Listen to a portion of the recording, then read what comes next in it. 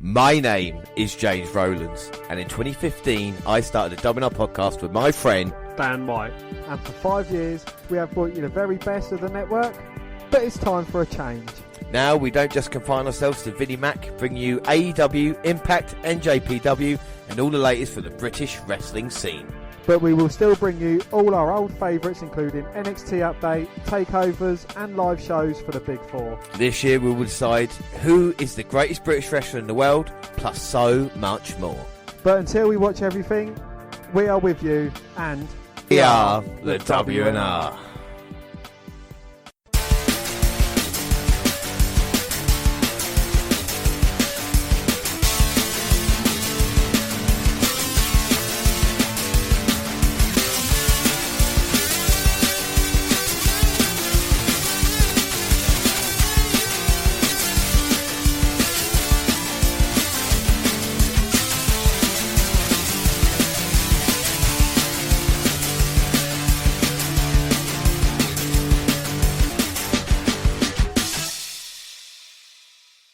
Yes, hello, I am James Rowlands, and as always I'm joined by Dan White. And today it's the Wnr276. Yes, it's AEW Revolution. We are going to watch it. Dan, are you excited for today's show? I am always excited, especially for an AEW pay-per-view. It should hopefully deliver and hopefully not have too much Kenny Omega in it. No, without doubt. So this is going to be the start of the AEW Prediction League. We'll get onto that in a minute before we do anything. Let's do the alternate intro, and where you can bump and grind if it's good for your mind. You can twist and shout, let it all hang out, but you won't fool the children of the revolution. No, you won't fool the children of the revolution. No, no. AEW Revolution, and we watch. You mentioned it last week when we were doing the podcast down. The many ways we watch stuff on the WNR podcast now, as opposed to the kind of old-fashioned way of doing things. And this time there was a bit of news about this, because the last AEW pay-per-view we watched was on ITV box office. But ITV now no longer have got an ITV box office. So there's been an option for the fans of the UK, but they do have another option of watching AEW programming such as pay-per-view events. All Elite still has an agreement with ITV4 to air Dynamite in the UK. In an update, Dan's mate Dave Meltzer reported that the latest edition of the Wrestling Observer is a move that will significantly hurt AEW's pay-per-view numbers going forward. AEW plans to stream their next pay-per-view event, Revolution, on Fight, and the promotion is in talks with another television pay-per-view provider in the UK, but Meltzer noted that there aren't that many options. For this pay-per-view event, AEW will air 1 hour pre-show live on ITV4 in order to push pay-per-view buys. Well, Meltzer wrote UK television pay-per-view usually meant around 15,000 to 20,000 buys, and while some will move to Fight, not everyone does so, because a solid percentage of the audience still has an aversion to the internet-only pay-per-view. Yes, so that's what we're trying here tonight. We are going on Fight TV via the Fire Stick, and we're purchasing this for $20. So that's how AEW Revolution is worth it. Then again, it is cheaper than it was on ITV box office. I think that was about £20. So again, when you consider US dollars, it makes more sense. And we start off AEW Revolution with the national anthem being sung and Justin Roberts introducing us. The promo video was just a kind of really special, was it, you know? No, I suppose there isn't really so much that they can kind of show, because they've not done too much previously. So, you know, they've just kind of, built up the matches and hyping them up. I don't know if it would be the same going forward or if it would change up. Well, it'll be interesting to see what they do here, but let's just say that they're planning to have 4 AEW pay-per-views this year, and of course, like I said, it's the start of the Prediction League. Dan, do you want to explain the Prediction League for anybody listening? Yes, we have 4 pay-per-view prediction. Well, we have 4 prediction leagues. We have a WWE pay-per-view, we have an NXT pay-per-view, we have an AEW pay-per-view, which we'll be working towards today, and we also have a bonus pay-per-view league as well. Without a doubt. So, like I said, we're going to get started, and we had the buy-in, which was the beginning of the event. And, of course, we did predictions for this as well. So before we run through that match, prediction-wise, Dan, you can go first in our AEW Prediction League this year. Can you tell me who you went for in our first match, which was, of course, Evil Uno and Grayson versus Frankie Kazarian and Scorpio Sky. Don't forget, on the February 26th episode of Dynamite, a match between the Dark Order, Evil Uno and Stu Grayson and SoCal Uncensored was made for the pay-per-view. And, of course, we've been speaking about the Dark Order recently. So who have you gone for in this one? I have gone for the Dark Order, or hashtag join the Dark Order, as everyone's being brainwashed to do so. I went Evil Uno and Stu Grayson as well to start us off. Well, Christopher Daniels to join them. The Dark Order, Stu Grayson and Evil Uno battled Daniels' teammates, former AEW Tag Team Champions Frankie Kazarian and Scorpio Sky in the night's opening match. Well, Kazarian found himself cut off from his partner and at the mercy of the opposition after Uno sent him crashing face first into the steel post. Chants of spooky pervert spilt out from the stands as Uno and Grayson teed off on Kazarian. Well, the hot tag to Sky sparkled the babyface's comeback. Sky fought off both opponents to a double hip toss in the corner, slowed his momentum. Each team fought out each other's finishes until Alex Reynolds provided a distraction and Uno delivered a nasty shot to the back of Sky's head. Grayson rolled him up for the win. Well, after the match, Dark Order pounded away at SCU until Chicago's own James's hero, Colt Cabana, hit the ring and took the fight to the Hills. Yeah. The numbers disadvantage reared its ugly head, though, and the Hills resumed the beatdown. Well, the Dark Order's music played and Exalted appeared. The Exalted one appeared until Daniels emerged from underneath the cloak and fought off the Hills. The babyfaces stood tall to the segment. I mean, this was a fine, energetic way to kick off the night's in-arena action. The Dark Order picked up a much-needed win. We found out Daniels was not the Exalted one, and the crowd popped for the emergence of Cabana. It all added up to a fun way to liven up the crowd and entice any last-minute buys. But we have seen better from the tag team division, including these two teams in particular. But this accomplished what it set out to, so it earns an above-average grade to start the night's festivities. Yeah, so like we said, not a bad way. So we're going to start the pay-per-view proper, and it is going to be Dustin Rhodes going against Jake Hager. And the build-up to this match on the October 30th episode of Dynamite, Jake Hager attacked Dustin Rhodes in a parking lot and slammed his arm on a car door, giving him an injury. On the February 12th episode of Rhodes' victory over Sammy Guevara, he insulted Hager for being a failure in both professional wrestling and mixed martial arts. Proclaiming that he wanted a match for him at Revolution with Hager accepted, marking Hager's in-ring debut for AEW. So we go in this one, and prediction-wise, as it started off with a brawl, I have gone for, in this matchup, Jake Hager. I have gone for Jack Swagger. Yeah, you got Jack Swagger. And this is Swagger. We're going to see him in his first in-ring action for AEW. Was Jack Swagger anybody that ever excited you back when he was in WWE, Dan? No, not really. He wasn't someone that I thought was a good competitor or anything like that. Well, it's interesting that he's been positioned this way. I think it's mainly due to being in Bellator, and of course MMA at the moment. But I watched his last fight on Bellator, and it was a joke, really. I mean, he should have been disqualified for the low blow, and instead it was called a no contest, so he's very lucky there. And I think AEW using him. Let's not forget, though, he is a former world heavyweight champion, of course, winning the Money in the Bank. I think WrestleMania 26 and cashing it in. Might even been on Chris Jericho. Or thanks to Chris Jericho. Might have been on Chris Jericho, you know that. I think because Jericho, of course, now you're AEW champion, and Dustin Rhodes bringing a fight. Of course, these two guys, former WWE. Does that affect the AEW brand, or is it interesting that there's actually faces that are familiar? You know, there's faces that are familiar and then faces that WWE probably wouldn't have even entertained.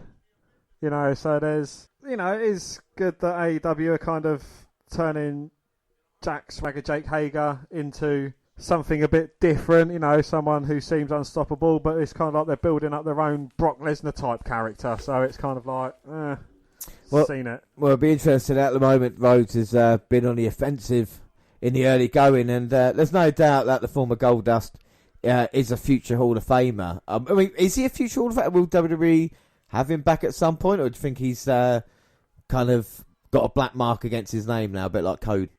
I don't know, because he is someone that, you know, he has had an amazing WWE career. So, you know, I don't know. I would like to see him in the WWE Hall of Fame, but maybe it's going to have to take a few years after his retirement to do so. Yeah, I think I have to agree with you there. At the moment, this man's been wrestling for, I think he's been wrestled in 4 different decades, which is actually an unbelievable achievement. And kicking off this pay-per-view, there's no doubt he's loved the offense on the outside, but Hager picks him up and slams him on the apron. And a huge clothesline there. And Hager's wife at ringside looking on as well. I mean, what does Jake Hager have to do? I mean, because as Jack Swagger, there was never really personality. You know, in my mind, he came in and kind of feuded with Christian, the ECW Championship, and it's like a Kurt Angle rip-off, really, wasn't he? And then a chance.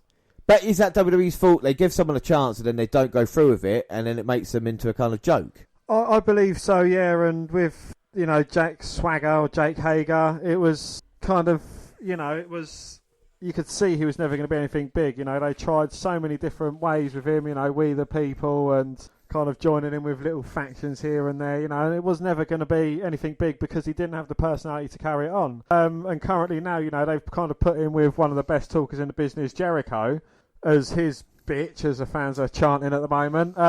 So, it's kind of, if you haven't got a personality, put him with someone with a larger-than-life personality, which will kind of give him a bit of kind of comeuppance. Yeah, I think that's Jericho's role, and I think there's a couple of guys that have got that role at the moment to try and rub off on other stars. Like I said, the Inner Circle with Hager, Santana and Ortiz, and we'll call Sammy Guevara. You're trying to build that momentum and give them a little bit of a rub. I mean, Hager, at this moment in time, can he be a guy who's contending for the AEW Championship in the next year or so? I don't know. Like I said, we've not really seen personality. There's no doubt he can wrestle, but it's a different style that's not very exciting. It's kind of I don't want to say a throwback sort of way, but it's kind of just like a big man wrestling because he doesn't do a lot of exciting stuff. There's Rhodes now trying to fight out. It just looks like Rhodes is getting into this one. Hager cuts him off. Yeah, is this a too easy match for Jake Hager? I think it should be. I don't want to take anything away from Dustin Rhodes. He has been an incredible performer. He is certainly someone that is a bit over the hill, even though, the AEW diehard fans say you've still got it when, it's blatantly obvious that he hasn't. I don't think he really ever had anything special, someone that could ever be a WWE champion one day. He was always destined to be a mid-card champion.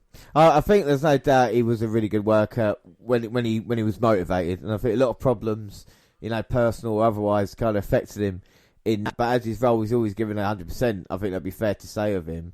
I think as for Hager, it depends on how AEW wants to book him. Are they booking him as a monster, as a guy like who's the heavy of the group?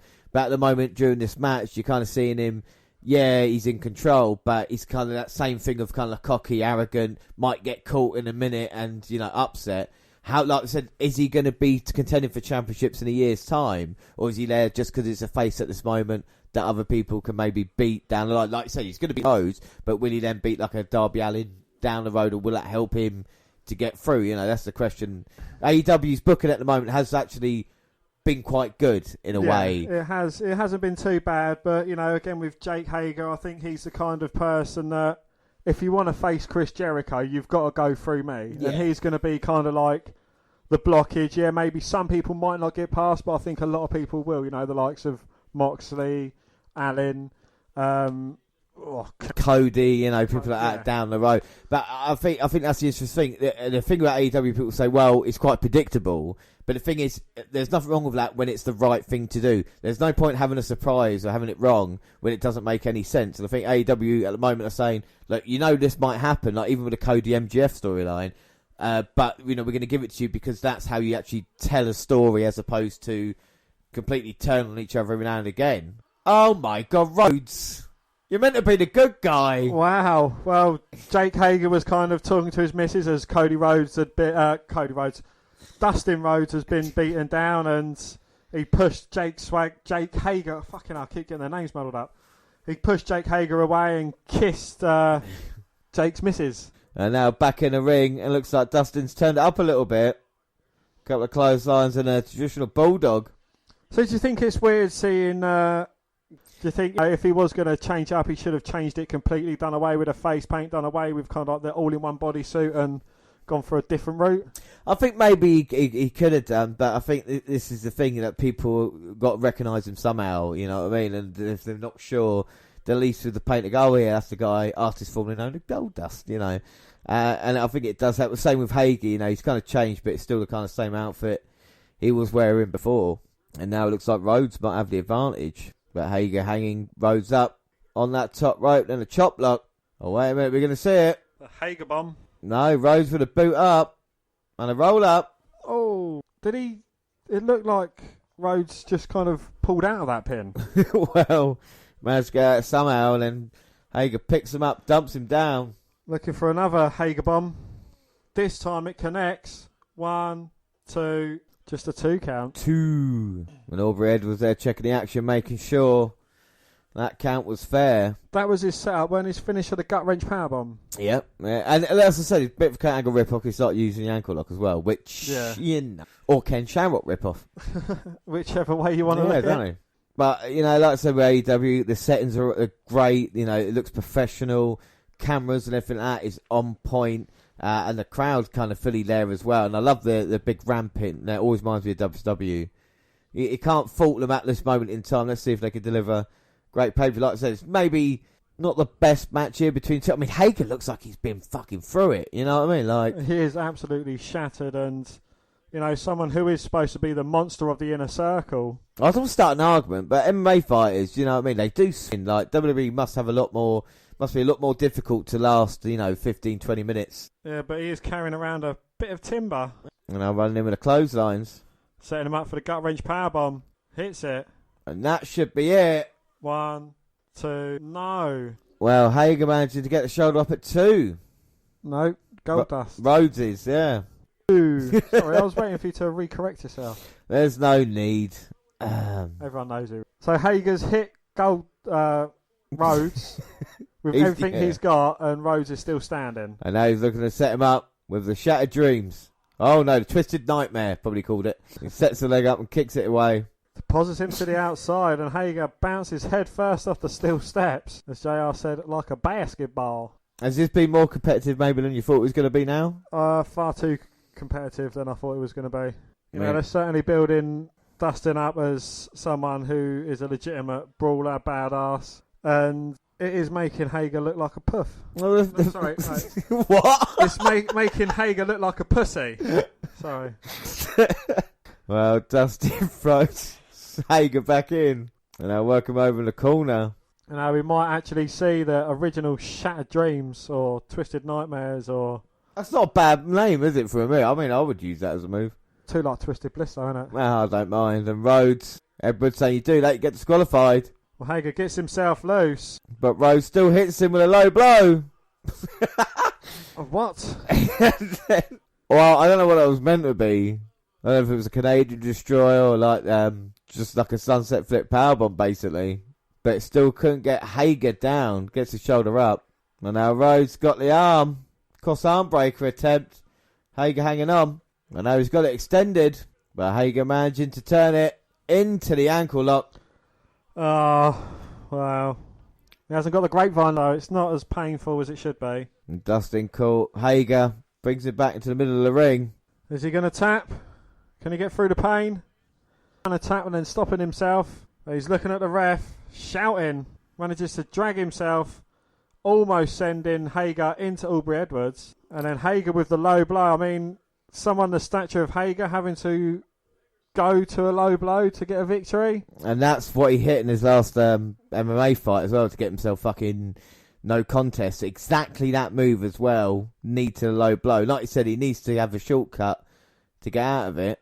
Well, he seemed to be choking out Dustin Rhodes, who managed to shove him into a corner.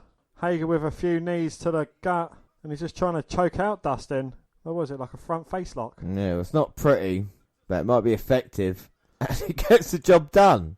Well, yeah, Dustin has been put out, the arm triangle. Arm triangle gets the job done. Like you said, Jake Hager wins in this match. Very interesting matchup. Dan, what are your thoughts? I think it made Jake Hager look very weak. For someone who's supposed to be the heavy. I don't think he should have had to go to shortcuts to get the victory either. The fact that he's got quite a powerful finisher and Rhodes still managed to kick out. It kind of, just everything he's done, they kind of just made him look weaker than they should have done. Well, it's very, very interesting, isn't it? Like I said, I never think I've said this on a podcast before, but I think that match went on too long. I really think they should have maybe cut 5 minutes off. What they're trying to make Hager do, look like the killer, and in this way, like you said, Dan, it is kind of not the best, especially when it's such a veteran as Rhodes. It's not like a kind of ass kicker in the current division. This is a guy who won't be wrestling in 5 years, and you're hoping for Hager, maybe looking to make him a star. But he did get the job done. But like you said, it wasn't the best way to start off a pay-per-view. Let's hope they can improve it. It does mean we both get another point live, so we are 2-2 in predictions as we've head into our third match. Well, during AEW's Road to Kansas City video released via YouTube on February 24th, a match was arranged between Sammy Guevara and Darby Allin. So we are going to get Darby Allin versus Guevara next. And we found out that, well, it's technically not War Games, but it's blood and guts. We're getting out on AEW with 2 rings by steel cages. And, of course, you can't call it War Games. But, of course, the match beyond created by the legendary Dusty Rhodes, baby. And that'll be interesting. And what do we think of our AEW commentary team? We've not spoken about them a lot. Tony Schiavone, Jim Ross, Excalibur. A lot of people saying JR's lost it. I believe JR has lost it. I think he's, he's kind of still stuck in his Attitude Era ways and mannerisms. He doesn't know the name moves. He is someone that's past it. And, I just don't think he's kind of right. Is he not hip enough for AEW, I don't you think reckon? he's new enough for a new brand. You think he's replacement hip? Well, think he's getting on. Yeah. Well, they're going to run through. Like I said, they're running through the matches right now, and of course, what match out of all the cards are you looking for the most? You reckon? Jericho Moxley one. Yeah. The others, they look quite dire. I mean, I really can't stand Sammy Guevara. I think he's an awful wrestler. Putting Pac against Orange Cassidy, it's the most biggest mismatch I think I've seen in a while. Nyla Rose and Chris Statlander, it doesn't really excite me. I think the tag team match, that could have a good lot of potential. Cody versus MJF, I think MJF is just an awful person, and that's not kind of a credit to his heel ability. I just think he is an awful person. His wrestling isn't really up to scratch, and his talking isn't far behind that. No. Well, I mean, to be fair, it'll be interesting to see if AEW can, like I said, it's always good when something can prove us wrong or deliver when we're not really expecting a lot. I'm looking forward to Orange Cassidy versus Pac for obvious reasons. It's 7 going, one of the greatest wrestlers in the world going up against Pac. It's going to be really interesting to see what happens. But it'll be interesting to see what happens in this match. Darby Allin versus Sammy Guevara. You hate Guevara, but who have you gone for in this matchup?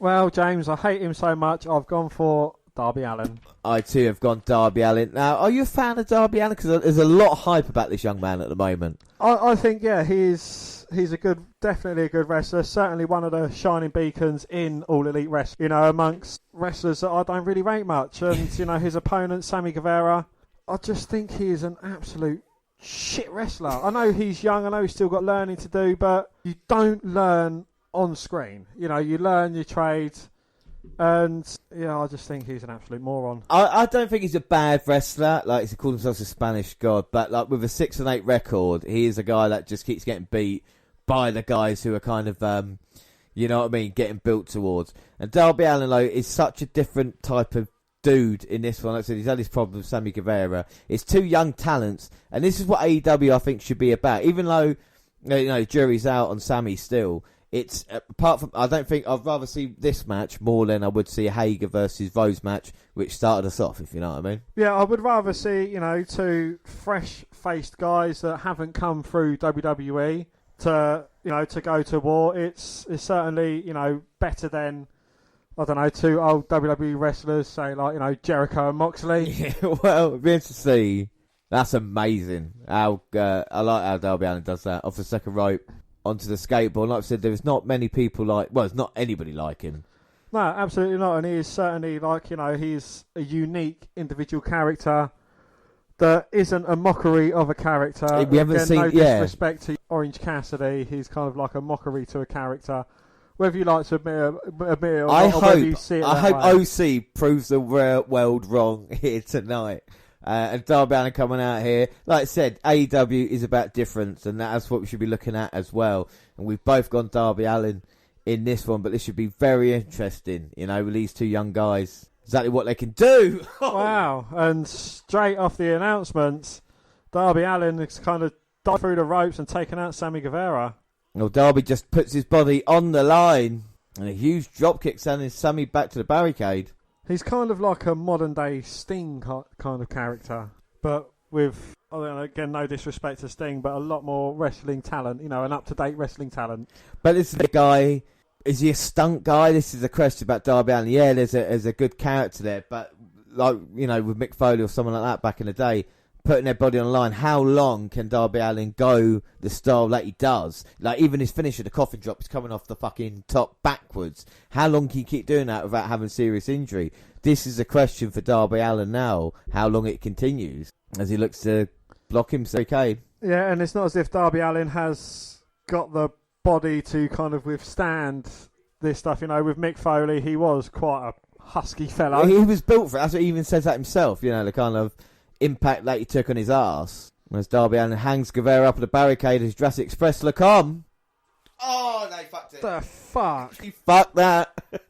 Suicide dive. I don't think made contact. This is what I want to see this match turn into, kind of like stunt after a stunt after a stunt. I want there to be a bit of grappling in there. I want there to be, an exchange of manoeuvres. I want to see what each man can deliver as opposed to, just Darby Allin diving over the ropes, diving through this, fucking himself up big time. I mean, the match hasn't even officially started yet, and you see Allin there, he caught his foot on the second rope. And then throws Allen's skateboard at his head again. And now Sammy is playing the skateboard. And now he's looking for a table. And like I said, this match hasn't officially started yet, and it's already broken down to a fight. So is JR saying that the winner gets a higher reward? Yeah, I mean, all wins matter, I suppose. Wins and losses. Of course, we've got the rankings as well. It's nice to hear Tony Schiavone's voice on a pay-per-view low as Guevara's taking this time setting up the table. Taking a very long time to set up the table. I think Sammy Guevara's taken an awful long time to go about his business. I mean, you can see the red marks on his body. Like I said, not the biggest guy, but now planning to go all the way up. Smirking all the way. No, James hasn't got a cigarette on his gob. He's just got a smile on. Oh my Christ! Fucking hell! Now that was impressive. Well, that was again, but it's just yet another stunt. Yeah, but that was like, what's more than a 450? 620? 620, I believe. Yeah, 630. 630. Sorry, I missed the 10 degrees off. Wow. Well, there's only other two guys I've ever seen hit a move like that. One of them's getting buried in WWE. The other one's a Magnificent 7. And Darby Allin may be out before this match has officially started. Allin might be out, and I think Guevara might win this due to forfeit. What's the referee going to do? Well, Darby is managing to get himself up to his feet. And the fans chanting as the referee checks on him. Well, Darby wanted the bell rang, but he just got his bell rung by a knee to the face. Guevara in for the cover. 1, 2, no! Oh, that was close, but only a 2 count. 2. Allin's still in this. And I think this is Sammy's to lose. Absolutely, yeah. He's certainly got the upper hand, still resulting to kind of old school heelish tactics. I'm trying to choke the life out of Darby. Into yet another cover. 2. No, Allin managing to kick out. Oh, Sammy just with a slap. A bit of separation. And surprisingly, Darby Allin is back in this match already, and he's stretching Sammy Guevara out.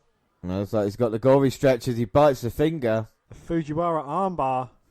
And he's got the fingers with a bit of joint manipulation. Sammy went reaching for the ropes, and Allin caught him. Guevara gets his foot to the bottom rope. Sorry, it's not his bottom foot.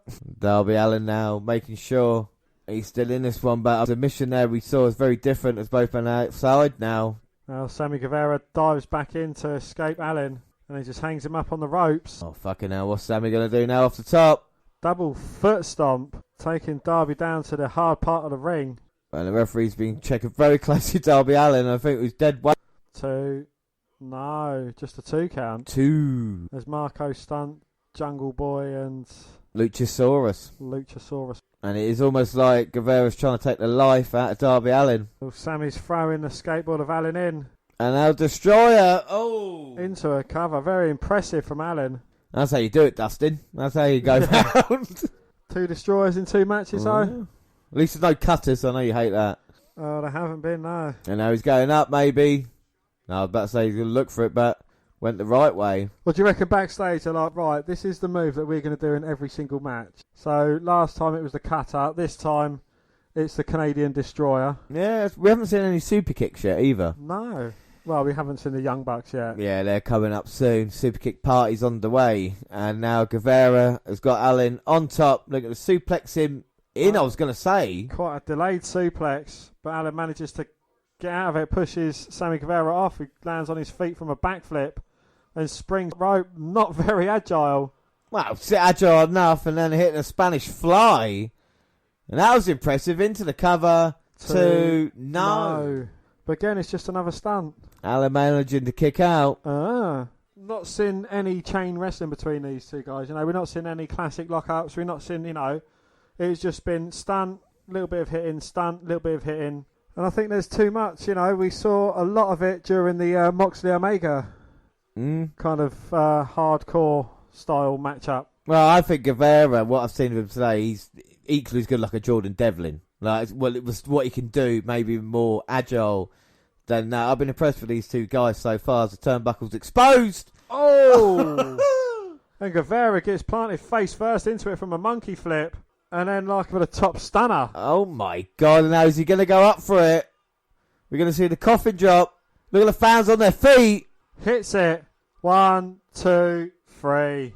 My God, what a reaction that finisher and the end of that got. Do you know what? I mean, we could argue about it, but I think that was quite a good match between the two. It showed off kind of Sammy's athleticism and the kind of, not mean streak as such, but he's always going to be the jobber boy, I feel. And Darby Allin, he can go a very long way, I feel, in AEW at this moment in time. Yeah, I'd certainly believe that Darby Allin is definitely the huger talent. Oh, Sammy Guevara did. Yeah, that 630 was impressive, but it wasn't, anything out of this world type. Sammy, his doing a backflip off the top rope or springing up to the top. It's nothing that we haven't seen from, a lot of other performers. I don't even think he is in Jordan Devlin's league, and Jordan Devlin isn't in much of a big league. I would disagree, but then again, I feel with AEW, they're going to have to do a lot of work for you to actually become fans of. Like I said, with like NXT and WWE, we're more comfortable with that as well. So, and also we're spoiled with wrestling at this moment in time. There's no doubt about it. Like I said, a guy goes off the top and he doesn't hit a 630, you're disappointed. Like I said, this is the kind of what we want to see, and I think you made that point as well, is a chain wrestling and the kind of story told in a match. And I think this match told the story of kind of Darby Allin and his toughness and what he took, like I said, getting put through the table and still managing to get the job done. So after that, it is a point apiece, and it is 3-3 now. 3 out of 3. Perfect scores on for both of us after that one. All right, so we've got the tail of tape quickly, and all right, so our next match is for the Tag Team Championship, and it's going to be the Young Bucks versus Kenny Omega and Adam Page. And the tail of tape quickly, hometown Rancho Cucamonga for the Young Bucks. Well, Page is from Aaron's Creek, and Omega's from Winnipeg, Manitoba. The AEW Tag Team record, Young Bucks are 7-5. And Page and Omega, 6-2. The combined weight, £390 for the Young Bucks. And for Page and Omega's, £434. And their finisher, Dan's favourite, the Meltzer Driver. And it is the Buckshot V Trigger for Omega and Page. So here we go. Like I said, we talk about the build-up. On the February 19th episode of Dynamite, the Young Bucks won a 10-team tag team battle royal to determine the number one contenders for the AEW World Tag Team Championship at Revolution. So, in this instance, the results don't matter? Yes. Right, so it does matter in every other instance apart from this one. What do you mean? Well, because, it's always about, the results or how you do, your performance, your stand-ins in the leagues and your rankings. That kind of matters to whether you get a title shot or not. Yeah. But this time it doesn't. Well, you can do both, can't you? Are you allowed to do both? You can have the ranking system there and then a battle royal to determine the number one contender if you want to as well. Yeah, you can. They was kind of priding themselves, but yet they're kind of not. Well, but again, it's a familiarity. Anyway, what are the other teams in this battle royal, Dan? They were best friends, Chuck Taylor and Trent, the Butcher, the Blade, Dark Order, Alex Reynolds and John Silver, the Hybrid 2, Angelico and Jack Evans, the Inner Circle, Santana and Ortiz, Jurassic Express, Jungle Boy and Luchasaurus, Private Party, Orange Cassidy and Mark Quinn, SoCal Uncensored, Frankie Kazarian and Scorpio Sky, and Strong Hearts, Seema and T-Hawk. Yeah, so the Young Bucks won that. The same Kenny Omega and Adam Page retained their titles against Lucha Brothers, Pentagon Jr. and Ray Phoenix to keep their spot as defending champions against the Young Bucks. But what's interesting about this story is obviously there's the four guys that are friends with each other, Adam Page has been a little bit different recently, hasn't he? He's been a little bit strange. Is that going to be different? It's an interesting story leading into it because they're all meant to be friends and it's Page different. Are you interested in this story at all? I am not, I think a drinking angle, it's kind of something that we've seen, been there, it's kind of something that's been done already. We saw it with Scott Hall and the Outsiders. Oh, yeah, but I think he's just because he's a cowboy. I don't think they're doing an alcoholic storyline. I talked about... he seems to be like kind of, as soon as he finishes a match, he's not going to celebrate. He's going to go straight over to a fan and take a... He's done a few cock-ups, maybe it's because he's had a drink before the match. There's a few things. I mean, I think it's really interesting, because the thing is, the dynamic, again, we talk about the storytelling. We know Page is going to turn on Kenny Omega at some time. He's seen him walking out of interviews. He's obviously not happy. He's a guy who's meant to be part of the tag team, and he's obviously got his own eyes on himself. The kind of selfish behaviour, and Omega's trying to keep this team together. And then you've got the Young Bucks coming in, who are also friends, part of the Elite. And Page is kind of wanting to be his own man now. And like you said, even with the drinking and the kind of arrogance, and he's kind of forgetting where he came from. And I think that storyline of he's going to turn on him at some point. When is it actually going to happen? And Omega and Page then can go on to have this feud. And I think it makes a bit of sense. But we've already seen Hangman Page walking away before. He walked out of the Elite. He kind of felt he didn't fit. And then he's kind of come back and teamed with Omega, who is part of the Elite. And they've kind of gone and won the tag team titles. Yeah, and that's the exciting thing. It's going to break, but when is it going to break? And like I said, when you're coming along with it, you're thinking the tag team championship's here tonight.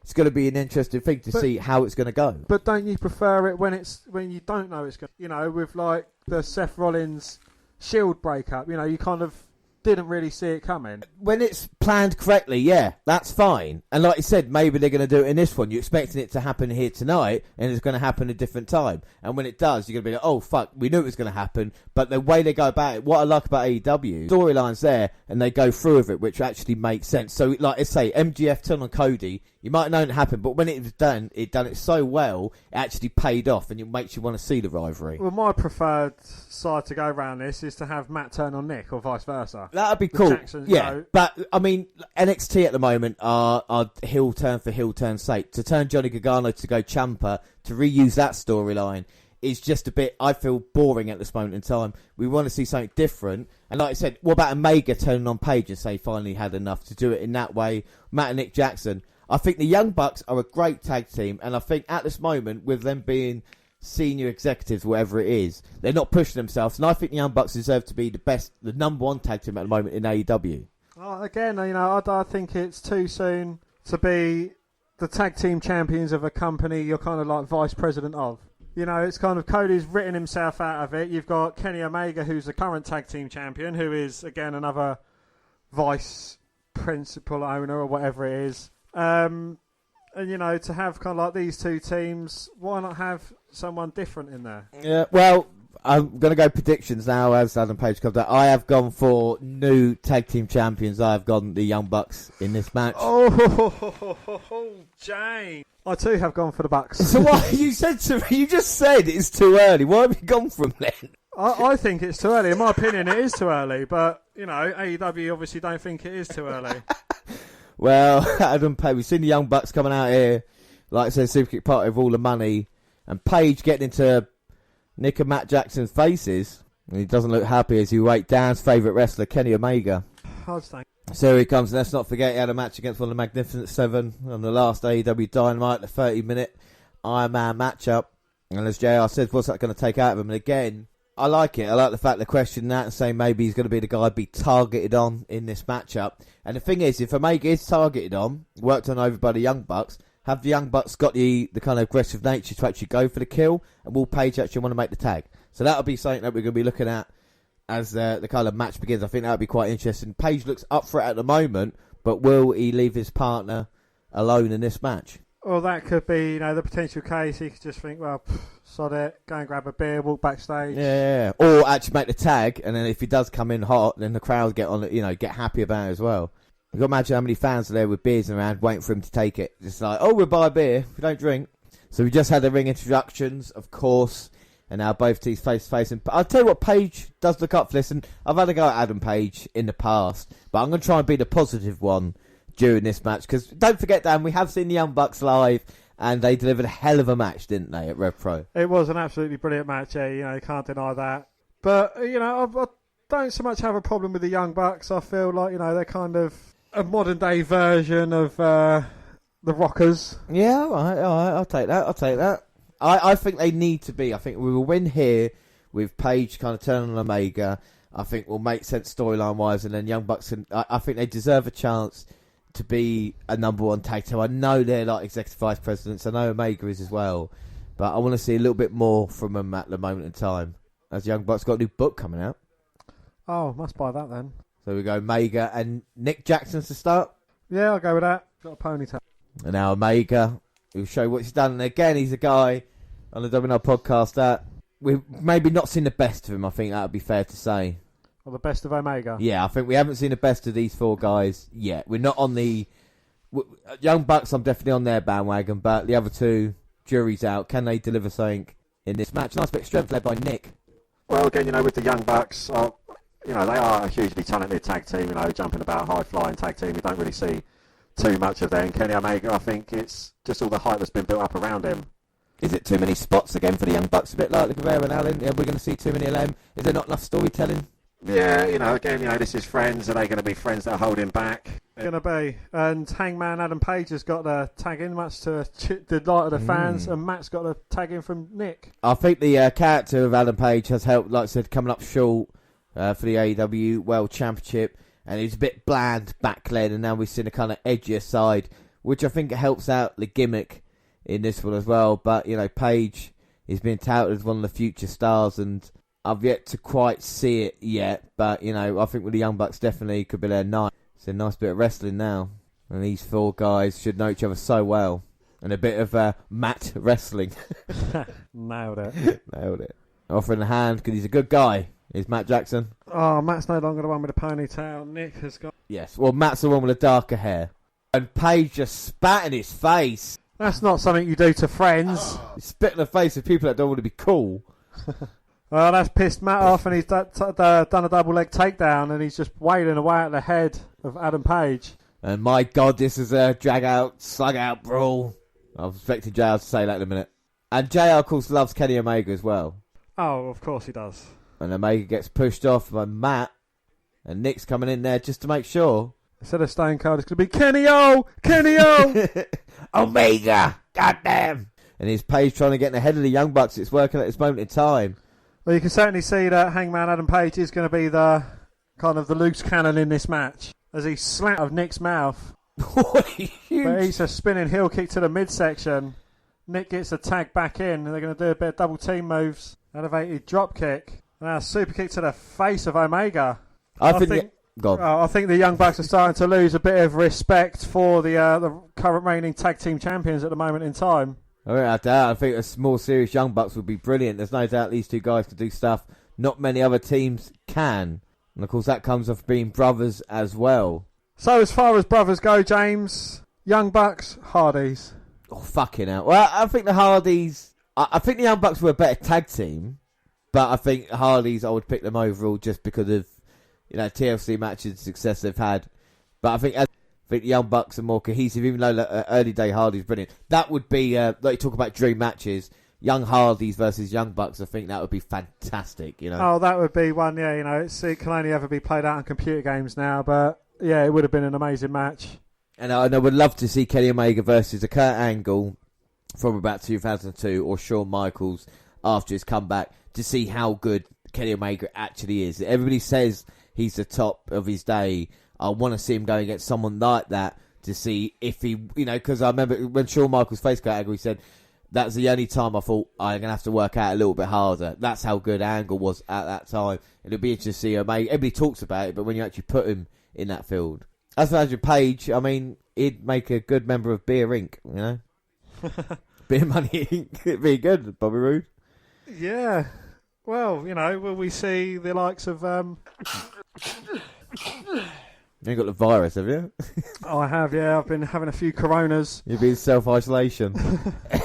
Will we see the likes of EC3 jumping ship to All Elite Wrestling? I'm sure he'd be a huge asset for All Elite. I think without a doubt, I think there's a lot of time, as long as they don't fill it up too much with former WWE like Impact, made that mistake. I think there's a chance you can use the most talented ones and actually go through. People like Luke Harper, who hopefully we're going to see soon as well, and of course Matt Hardy, who is now become a free agent. And Page tagged in Omega, and the way he did it was a kind of slap to the chest. He tagged his way back in now.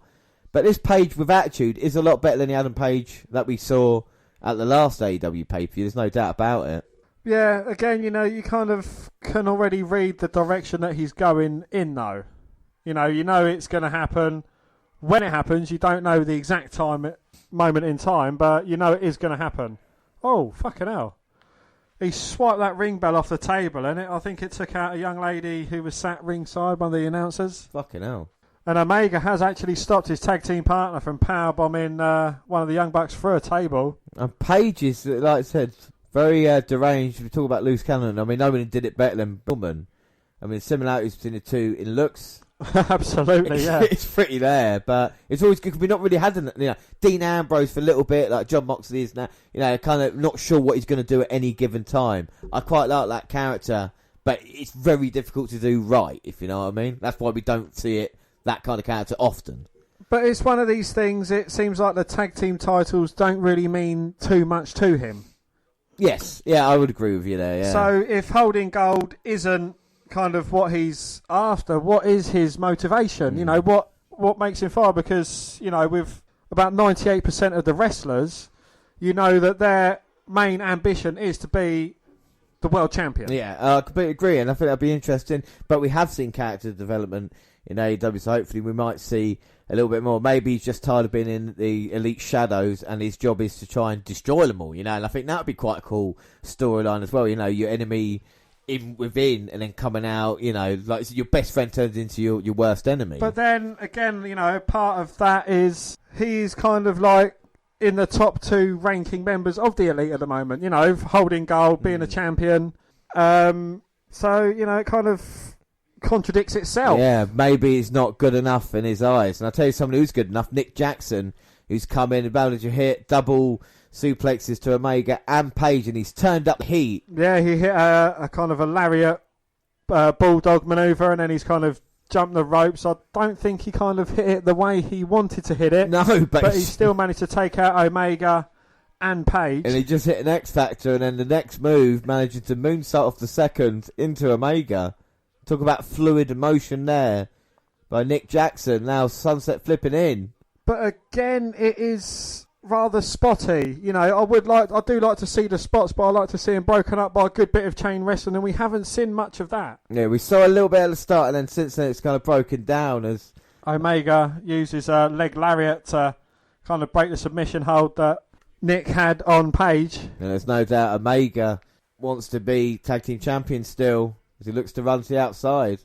Well, no, Nick cuts him off before he can finish his celebratory kind of crowd-pleasing manoeuvre before actually hitting the manoeuvre, which is, again, another thing that kind of Kenny Omega's downfall. He has to pound the mat and go down on one knee and kind of hype the crowd up before he can actually do a move, which I find irritating. Yeah, I hate wrestlers that pound the mat just before a move. It's really annoying, isn't it?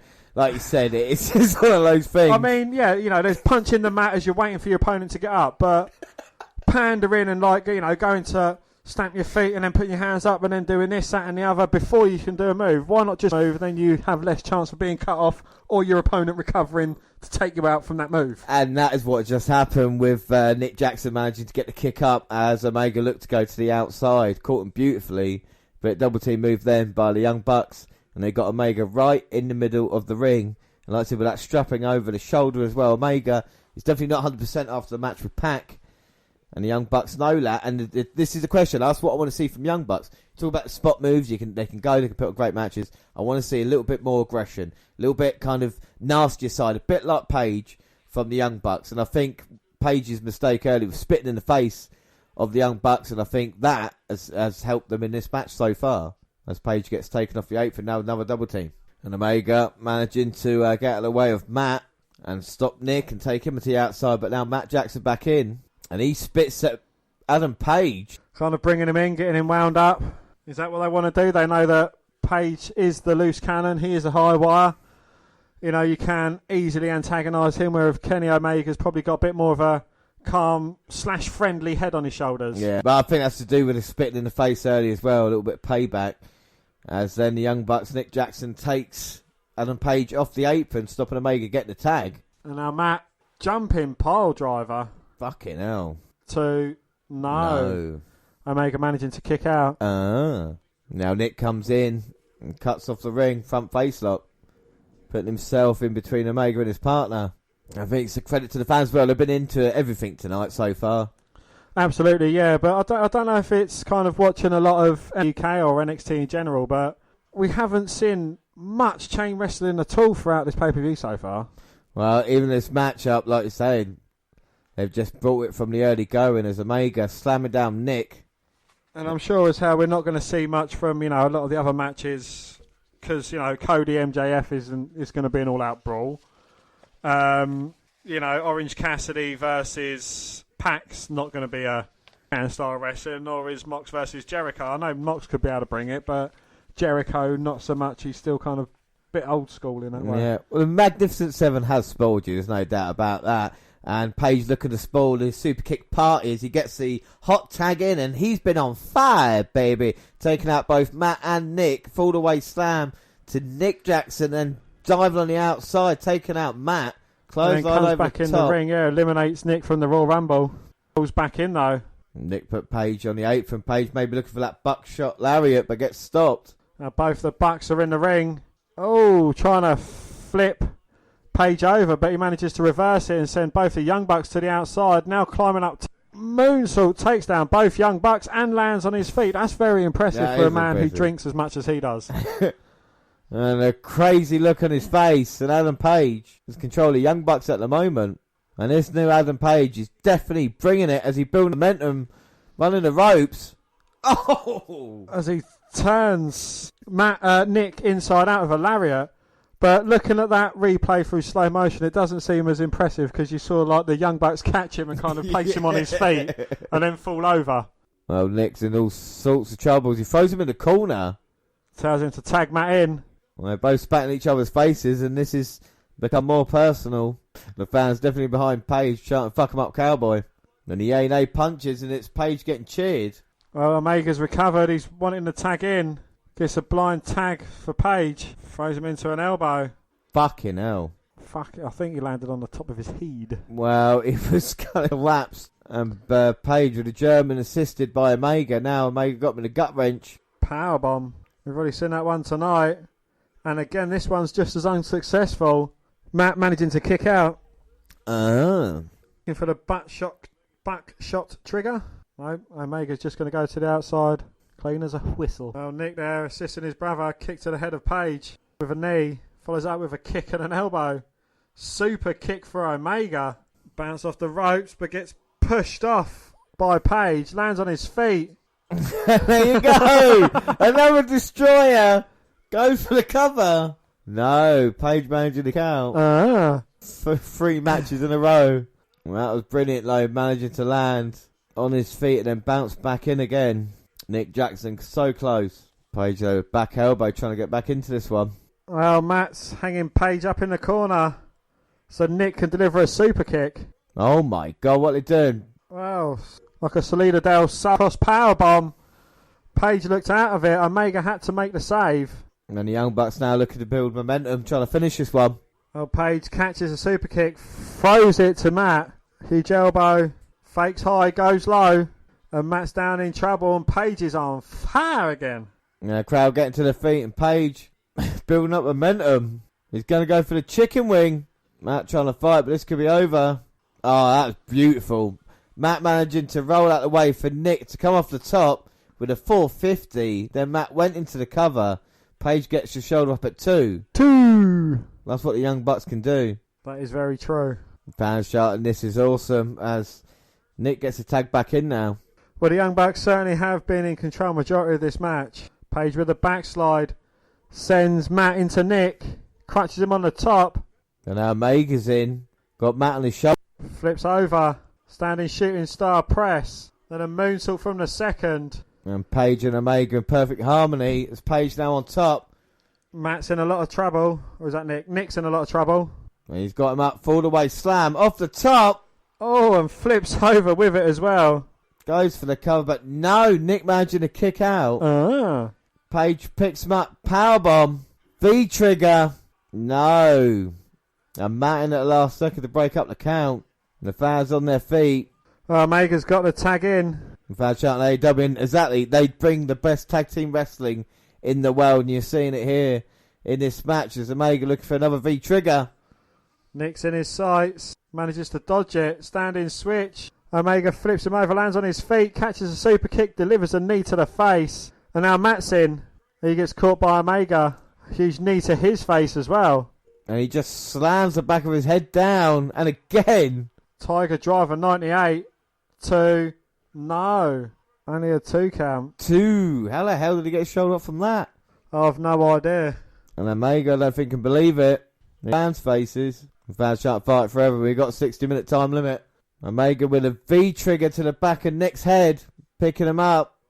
And he's going up with him. Oh my God, Nick trying to fight it. Oh my God.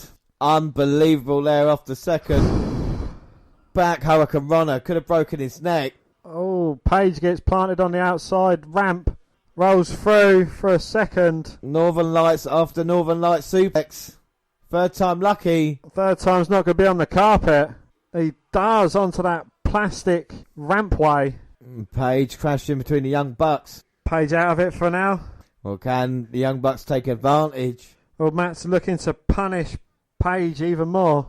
Well, he could have left him just where he was. Maybe this was a bit of a mistake. Maybe Page has gotten ahead of the Young Bucks. Oh, they're not. And he's got him up in position. Looking for the Meltzer driver to the outside. Oh, my God. And you heard the thump there on the carpet. And I do believe that Page is out of here. Well, the fans are not happy about that. And the Young Bucks are getting booed for that. They wanted Page to win and now looks to be out of it. And now it looks to be a 2-on-1 situation. And Omega in serious trouble. And are the Young Bucks going to win AEW Gold? Fucking hell. You heard the donk as his head hit down. Wasn't like the mat in the ring. And a super kick party. Omega's their friend. And Nick saying, come on, but it seems Matt is more aggressive. Nick with a kick. Matt with the kick. Matt and Nick with a kick. And surely we're just seconds away from a Young Bucks victory. Well, don't call me Shirley, but it does seem to be written in the water for him. And a double knee to the face. And Omega won. One. And the fans are really shocked. Should he kick out of that? Well, he has, and the momentum's on his side. He get caught with another super kick. 1, 2, no. Omega's still up somehow. And the fans realise they're witnessing something quite special here as Matt now just working away on the arm. Well, stomping the shoulder that's been taped up throughout this match. And you can't blame the strategy. I think he's trying to dislocate the arm of him. We asked if the Young Bucks could be more aggressive. We've definitely seen it in this one. Indeed, yeah. Matt peels off the last of the strapping on Omega's shoulder. Nick's saying, look, calm down, bruv. And it's Matt who's been... And Nick is trying to bring him back. But maybe this is what they have to do to win the tag team titles. What's more important? Is it winning the championship or keeping your friends? As Matt realised he's got, metaphorically, Kenny Omega's blood on his hands. We'll just put them away. Win the tag team titles. But what is more important to the Young Bucks is the titles around their waist more important than friends like Kenny Omega. They're going to look for the Meltzer driver. Oh no, Page is up. He's got Nick. Power bombs him through a table. Oh my God. And he's been the light in this match. And now Matt blocks the V-trigger. Gets caught with a knee to the face. Here comes Page. Buckshot Lariat V-trigger. And Omega into the cover. 1, 2. Oh! No, kick out. Matt got the shoulder up at the very last second. Well, it looks like Omega and Page headbutted each other on the Buckshot V-trigger combo. Oof. And the referee, that's the closest I think I've seen the referee come. And now V-trigger again. He's going to look for the one-winged chicken angel goose feather down. And he's got him up. Matt in all sorts of trouble. And he's trying to get him in place, but the bad shoulder's not helping. Oh, he's going to have to do it on the other side. And Matt knows this is desperately last fight. Super kick away. Paige gets the tag in. Omega stumbles to the outside. Oh my God, Paige picking him up. Looking for the one with the angel. Hits it. 1, 2. No. Nick in just the nick of time. Wow. Well, fair play. I will say that. Now Paige has got Nick. I don't know how Nick managed to get to his feet, but he's gone to the entranceway now. Here comes Paige. Buckshot lariat to the outside. And now it's Matt alone in the ring. Here comes Paige again. Buckshot lariat for him. 2. And this didn't play out how either of us expected, did it? No. Adam Page and Kenny Omega retain the tag titles. But what an absolute great match. Dan, what are your thoughts on that? I thought it was a very good match. Again, it was just one stunt after another. Why didn't Page get disqualified for powerbombing one of the Young Bucks through the table on the outside? You know, there's a lot of things. You know, the referee was very lenient with letting 2 people in the ring at the same time for quite a long time. The match quality was good. A fair few false finishes, which again, you know, it kind of can add something to the match, but then it kind of takes away from the person hitting the finisher. Absolutely unbelievable, I would say. I mean, I've been harsh on these 4 guys. Maybe not the Young Bucks as such, but definitely Kenny Omega and Adam Page. And tonight, Page has something about him, that fire. We're talking about Darby Allin, star quality in his eyes, you know, and he could carry on being this character and not actually turning heel. And might find sense. The fans were behind him 100%, weren't they? Absolutely, yeah. And personally, I think he was man of the match. Yeah, honestly, he was absolutely unbelievable. Kenny Omega again showed what he can do, and the Young Bucks with tag team wrestling. This is a tag team match unlike anything you would see in WWE, because in WWE you get kind of the same style of, you know, the cut off the ring as you do, and you know you kind of see this kind of stuff, double submissions and that kind of thing. Went out. It's 4 guys, and they said, okay, you get given half hour, go and steal the show. And I think they have done in this match. And like I said, Adam Page comes off the stars. And the Young Bucks, questions were asked between them as well about should they go down that dark turn, should they not. And of course, Omega and Page at the moment, yeah, are good friends. But when will that happen as well? It's good storytelling on AEW's part. It was, yeah, the good storytelling. But I don't think, you know, it's AEW's credit. I think it is the 4 performers in the ring. You know, Kenny Omega, he was very hesitant, but then kind of got into it. He kind of followed Page's lead, so to speak. And then, the kind of confrontation between Matt and Nick Jackson. Jackson, shall I or shan't I? You know, shall I go down this dark path? Shall I not? You know, trying to hold one another back as well, or trying to kind of keep the light. But will we see a bit of respect after this match, James? Well, that's the thing, and we always like to see it. And what an absolute war it was. Young Bucks to the corners, Omega and Page get their hands raised. Well, I say raised. Yeah, they finally managed to raise Omega's hands. Will there be respect after, or has too much gone on during the match? Well, Kenny Omega's pulling himself away from the Young Bucks. And maybe they'll have to wait a little while before they see respect. Young Bucks, I mean, they got pushed to their limits here tonight. There's no doubt these 4 guys are elite. Are they all going to be elite for now, though? Well, there you go, Omega now. A little bit of respect with the Young Bucks. What about Page? They're trying to call him out, say, look, come on, take your place in the middle of the ring. You earned this in the match. And Page, again, very hesitant. He's not left yet, though. I don't like Hangman Adam Page's music. I don't think the music in AEW is that great, to be fair. Well, I know they encourage people to... Cody's theme. And Cody Rhodes as well, but aside from that... Well, it looks like Page is leaving. So, as are the Young Bucks. Oh, wait a minute, Lo. Omega's there. Is Page looking to... He's got mad look in his eye. No, see, and it's just the subtlety of that. You don't know if he's going to or not. And then Omega turns round half hesitant, and he's saying, no, look, come out the ring. Yeah, we're fine. We're cool, man. Or are we? Well, fair play. I will say, what an absolute cracker, and I feel sorry for who has to follow that. Like we said, AEW again proving it can do something different to WWE. And Paige is looking for a beer, found one in the crowd. Or is that a glass of urine? It looks very frothy. Well, is that a sign of respect? He holds up a beer towards the Young Bucks, gives them a bit of a salute that way. Yeah, it looks that way, doesn't it? It would be very, very interesting to see what happens. But we move on, and we move on quickly, and the next match is going to be for the AEW Women's World Championship. It's going to be Nyla Rose, the champion, versus Chris Statlander. And we're going to do a quick tape here. And I'll take the champ, Dan. You first. Okay, well, Chris Statlander is from the Andromeda Galaxy, which again I thought, is kind of sounds a bit ridiculous. Oh yeah, my favourite wrestler is Chris Statlander. Oh, where's she from? Well, she's from the Andromeda Galaxy. I mean, it sounds a bit, you used to get it back when The Undertaker was from Death Valley or from Parts Unknown and things like that. Yeah, it was it was fun back then, but nowadays it's a bit ridiculous. Ben? Yeah, no, mine's from another made-up place, Washington, D.C. Washington Duck. Never heard of Duck before. Statlander's AEW record is 6-3. Mine is 7-4. Height 5'8". My beast is 5'7". And the finisher is Big Bang Theory. And of course the finisher is the Beast Bomb. It was all about the build up to the match. Since winning the title 2 weeks ago from Rio, Rose has had a target on her back. The entire women's locker room has had their eyes set on taking on the native beast. Well, Statlander is up first, although she's listed as number 2 on the power rankings behind Riho, according to AEW's official website. But don't forget, Statlander has been piling up wins. And last week, she defeated Diamante on AEW Dark and Shayna on Dynamite. Right, so we have a go at AEW's women's division. Dan, what are your thoughts and what is wrong with it?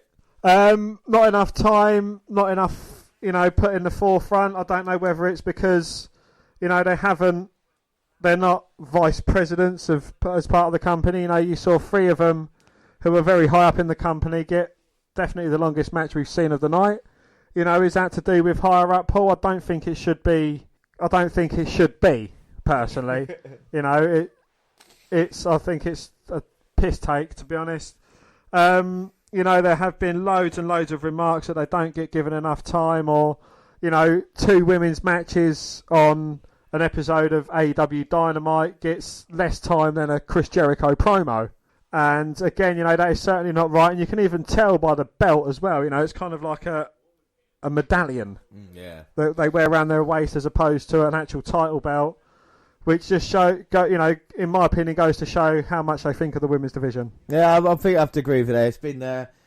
It's been a difficult time, hasn't it? We had Rio as champion to start off and has been successful, but none of the women have been featured in any real way. Britt Baker's been on commentary in a couple of matches, but apart from that, we've not really seen anything. Well, you had, something starting with Awesome Kong and Brandy Rhodes, kind of going around cutting the hair of people, and then that kind of was just wheeled out. Yeah, well, now, we should say before we get on to predictions for this one, we didn't get the, of course, Young Bucks versus Omega and Page match, so we are 3-3 heading into this one. And Dan, it is your predictions. Who have you gone for? I have gone for, and still champion, Nyla Rose. Yeah, I too have gone Nyla Rose in this match. I mean, what the reason is for going with Rose? For me, again, this pay-per-view certainly isn't about the women. This has kind of probably been the least built-up match. It's not got a personal feel to it, unlike a lot of the other matches that have taken place. Even the Pac Orange Cassidy match has kind of got a little bit of personalisation to it. All this is basically the number 1 contender going against the champion, or the number 2 contender, but she's had a bit of a win streak as of late. Yeah, like I said, the women's division is saying that hasn't been given time, even though Kenny Omega's been moaning about it has done. Yeah, there's a lot of talent there, but it's just not been kind of used right as of now, and what they need to go, just give them some time. And like I said, the women's matches are the ones that are getting the least time. You see, even after the match, you see empty seats, people going for their drinks. It's just the kind of filler match, and they're putting the women's division in that one. And it's, like we said, the one thing WWE's doing right at the moment is it's kind of the women's division, and this is the problem with AEW right now. Absolutely. So we just see how this. I'm going to say it's going to be about a 5 to 7 minute match. Here comes Nyla Rose with a fire. Has she got the desire to get the job done here tonight? The Beast was impressive in the buy-in Battle Royal a few months ago for AEW. But like I said, that Women's Championship is so small. It looked quite big with Rio, but now with the Beast holding it, looks like a pound coin. And will she have the death stroke here tonight? I don't want to know about your stroking, James. That's right. I think Nyla Rose is impressive, and that's not, countering the same thing as like a Nia Jax or someone like that. She's someone completely different. A bit like Chris Statlander, kind of look and where she's from. She's a bit out there, but I think tonight might be biting off more than she can chew, and that's never the case for the Beast. Absolutely not, no. But, she's what kind of classing herself as an alien? I don't know. Well, Justin Roberts for the introductions. A 16-minute time limit. 660. That almost seems right, doesn't it? Almost, yeah. 60 apparently, but I don't think they'll get it. Absolutely not, no. Well, yeah, Andromeda Galaxy. I mean, Dan, have you ever found weird things in Uranus? Well, it's a very gassy place, Uranus. Yeah. And, there have been a few alien objects floating around Uranus. I've heard a few people have landed in Uranus. I mean, is that true? There have been a few visitors to Uranus, yes. Yeah, I find that. I mean, that happens. At 7-4 overall, the Beast, Nyla Rose, she has got in AEW.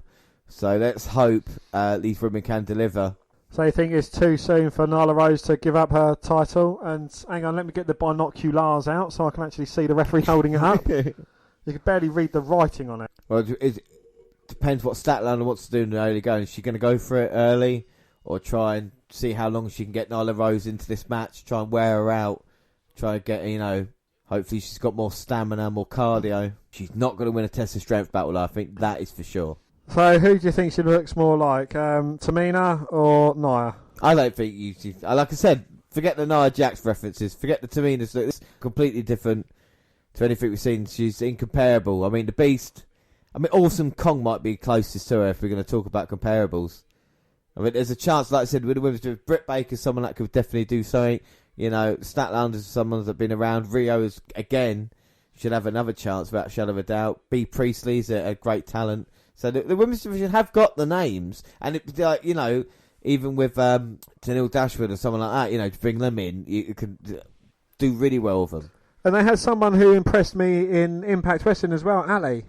Yes. Yeah. And she's kind of the bunny now. So she's just going around the Bullet and the Butcher or the Dodger. Yeah, Butcher the Blade. That's the one. Butcher Blade Candlestick Maker. So, forgive my ignorance, but who is... Oh, bless her little heart. Who is the face in the hill? Nyla Rose is the face. Really? Okay. Well, Statlander failed to kip up then and then tried a kick, which was missed. Oh, dear. And a knee to the midsection, then a senton. Oh, she only just got over there as well in a standing moonsault. Can you put it down to nerves? Or is she just not great? No, I mean, it's going to be nerves in anything. We see it all the time. And when you've been in big fights, it's the biggest match for her career. All the eyes on her, of course, people that pay pay-per-view money. I've seen this now. I mean, to be fair, well, apart from the people that have gone for their drinks, if they're watching it live as well, there are a lot of empty seats. It's an old English expression: the kettle would be on during this match. Indeed, I think it would be fair to say, but that's AEW's fault, and no one else. And the problem when they give everything in that one, you need the next match to kind of recover from it. You can't be on a high throughout. We've seen it in WrestleManias in the past, haven't we? When there's big match after big match, you just can't. In the end, you burn out, and that is a problem. Well, Statlander dives through the ring ropes, comes charging towards Nyla Rose, who sidesteps her, and Chris just kind of goes belly first onto the walkway. I think Chris crashed, just face first right into that. Crisscross. Now, Rose slowly bringing her in, of course, championship advantage, but want to take her time. And Nyla comes charging towards the ring, dives through with a bit of a spear. And that was impressive enough. Takes Statlander down. That could be it. No, just a 2 count. 2. So she's known as the Beast. Yeah, Beast is impressive. Now I might be looking for the Beast Bomb. Trying to put Statlander away. Eh? Nyla Rose is the Beast. Yeah, but Brock Lesnar was around before Nyla Rose. So what? You can have the same nickname. Meh. You just hate AEW. That's your problem. You hate Dave Meltzer and AEW. And Kenny Omega. Well, again, it's all hyped up, and I'm not going to fall into the hype without my own opinion. But what have you thought of Dynamite week in, week out? It's been a bit hit and miss. I don't think it's had its moments which have been better than some moments on NXT, but I think NXT's been a preferable show. I think one thing with NXT does need to do, though, is it kind of needs to freshen up its storylines a bit. You're such an NXT fanboy, aren't you? Such a fanboy. I love NXT. I'm a wrestling fan, James. And if the wrestling's good, I'm happy. Regardless of where it is. Well, you're not happy about this. I don't see companies, James. I just see wrestling. Come on, you don't see it. I'm not wrestling brand racist. Another WNR podcast. Don't worry about that. The amount of different companies that we've seen in the past few months. When we're here for AEW now, Statlander now trying to make a comeback against Nyla Rose for the AEW Women's Championship. Tries a back suplex, but Statlander lands on the feet, tries to roll up, but gets pushed off. Lands a super kick though. That stumbles Nyla. Now both women down. For someone self-proclaimed as the Beast, she doesn't seem very beastly. That's a compliment, isn't it? No, I mean in her wrestling persona. No, I mean like in her wrestling style. You know, if you're the Beast, you can kind of shake off a lot more, not get like dropped for about a count of 8 because of a super kick. Oh yeah, but it was the stuff she was taking before that. Oh no. And don't forget about toughness, you know, how hard the strikes of Chris Statlander might be. You know, we're talking about the Beast here, but Statlander's probably got a little bit of height on her, and she's pretty solid as well, as you can see with the forearm shots. The way this match is going, Orange Cassidy is going to get a lot more offense in against Pac than I'm actually even thinking of.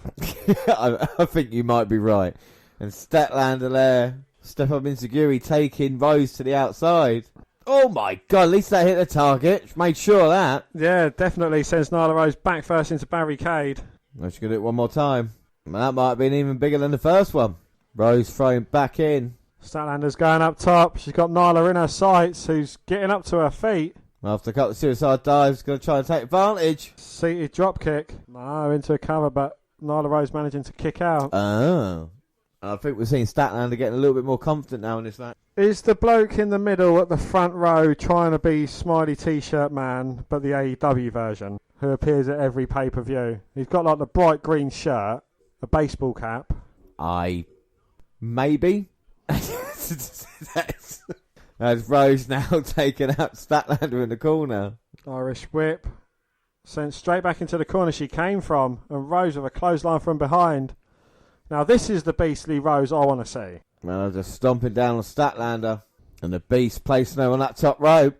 Oh no, Statlander is walking around the ring on her hands after escaping being draped over the top rope. And now lays down for Nyla, blows her a kiss. Well, misses a kick from Rose and hits one of her own. Boots her. DDT. This could be it. 2. No. Rose managing to kick out. Statlander getting a little bit frustrated. And now trying to pick Rose up, but I don't know how successful she's going to be there. She's trying to get her up for the Big Bang Theory, perhaps. Rose blocks it, and now an STF. The submission in, and with the weight bearing down on you, caught in the middle. Rose dragging her back to the middle of the ring, reapplies the STF. Well, Statlander might not want to tap out, but she might pass out with the pressure applied. It doesn't look like she's struggling to breathe too much, though. Oh. As Rose gash, Statlander gets her knees up. Knees up, mother. Bang. And then a drop kick. Statlander just trying to build some momentum now. But gets powerbombed by Rose. 2. No. Well, the set-out powerbomb only gets 2. 2. And the referee stopped before she even managed to kick out. And Rose cannot believe it. And now Nyla Rose going up. Looking to put Statlander away. But Statlander blocking it. And she's looking for the suplex off the top. Oh! Fucking hell. Well, that was a bit of a botch there, wasn't it? But still going in for the cover. Rose gets the shoulder up at 2. 2. And I don't think she can get the whole body over the top, elevated. So she just came kind of come crashing down with her. And it looked really awkward, didn't it? Yeah. A bit of a clumsy manoeuvre by the two women there. Well, yeah, both women at fault. Yeah. But now Rose, you can see the fans not happy about that. Big boot to Statlander. Rose again going up. Maybe going to try it again now. Second time lucky. Well, if at first you don't succeed, try again. This time, might be looking for a Hurricane Runner. You could tell that wasn't going to come off, though. Well, she tried her best. Got caught. Oh, my God. Don't drop her there. Even the referee's helping. Oh, my God. Fold her up. 2, Off the top. 3. My God, that was terrible. A huge slam down. I've never feared for a wrestler's life so much in my life than I have in this match. Well, I don't want to be horrible to Statlander, but she looked like she had fucking lead in her ass as well. Like, even in the early going of that, it wasn't good. The suplex off the top was fucking botched. They had to reapply it, and then the powerbomb there. Like I said, really, really bad stuff. Yeah, there was a few botches or mismanoeuvres going through the match. Nyla Rose, I don't think she looks as beastly as her name portrays, like, you know, in the ring.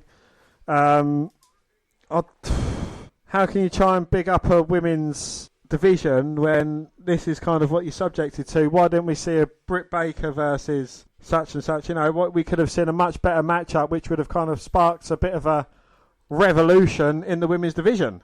Without a doubt. I'm just lucky, you know, we wanted it a little bit longer. We're glad we finished it, and like I said, about the 30-minute range. But anyway, that is the women's division in AEW. It means we both get another point, so we're 4 points. Oh, we are still tied, and we have got 3 is left. So our next match is probably the most personal one on the entire card, and it is going to be Cody Rhodes versus MJF. But before we do anything, let's do the tail of the tape. Dan, you take Cody Rhodes. Cody Rhodes, he's from Atlanta, Georgia. MJF from Plainview, New Jersey. He's got an AEW record of 10-3-1. MJF is 6-1. Funny enough, 6'1" is the height of Cody. 5'11" for MJF. 215 pounds for Cody. And MJF a bit bigger, 216, only £1. But you got discrepancy in that weight, haven't you? I do, yes. MJF does look a lot broader and wider and fatter, and Cody Rhodes looks a bit skinnier.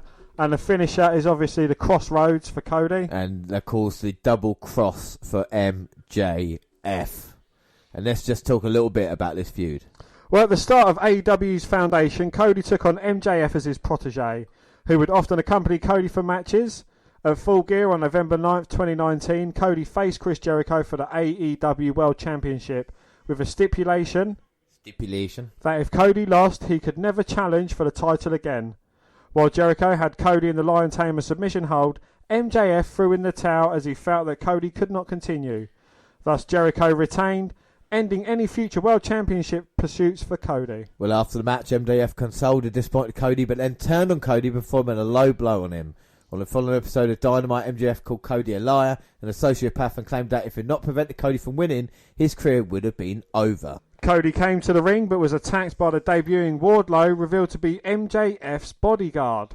As MJF refused to face Cody in a match, Cody asked MJF to name his price. MJF laid out 3 conditions to be met by Cody in order for a match between them to happen at Revolution. He could not touch MJF until the match. He would have to defeat Wardlow in a steel cage match. And he would have to take 10 lashes with a leather belt on live TV. Well, Cody agreed to all the stipulations. And on the February 5th, 2020 episode, Cody took the 10 lashes from MJF, including 1 from Wardlow. Angered that Cody prevailed, MJF hit a low blow on Cody and then quickly retreated with Wardlow. Well, Cody then defeated Wardlow in AEW's first steel cage match on the February 19th episode to make the match with MJF at Revolution official. So this has been a feud that has been well played. It is good storytelling by AEW, Dan, isn't it? You've got to agree. It is, yeah. It's probably the one good bit of storyline telling that they have done. But again, it still doesn't take away from the fact that I really don't like MJF, and it's not the fact that he's a heel. I just think he's an absolute fucking moron. Why do you hate MJF so much? You have this. You hated the Miz, and now MJF. Why is it against MJF? I just dislike him. I don't think he can talk that well. I don't think his in-ring ability is that good. I don't think he's as good as he kind of feels he is. And, yeah, it's just an instant dislike to him. Well, it's interesting, especially with Wardlow involved, that we are going to get this match. I mean, it was interesting, the build-up to this, because Cody is unlike anything we've seen. He's traditional babyface, like the fans are 100% behind him no matter what. And MJF is not a nice guy. He plays his gimmick 24 hours a day, which is, sometimes maybe difficult to continue. But this is a story that's been told, and the fans can't wait for this one either. No, it's I think, a lot of Cody's admiration is because he is kind of one of the owners of AEW, or the principal founder, whatever his title is in AEW. I certainly think he's got kind of the hard luck fans, like the fan. He's been through so much. We have to hope the title goes on him soon. He's kind of won the fans round that way, as opposed to just through grit and determination as other wrestlers go through. I think he has, though. I think what Cody has done has gone out, and the legacy of Cody Rhodes on his shoulders was that in WWE he wasn't good enough doing what he was doing. He wanted to go someplace else and build something, and Dusty Rhodes did that in the 80s. He had competition. WWE was the competition to WWE, and that's what Cody wants to do now, and I think the fans are definitely behind him. As for MJF, I would say he's extremely unlikable, but I think that is credit to him. Even if you dislike him, it's still a reaction, you know. I don't like him because of his heel actions, and I don't like him because of who he is.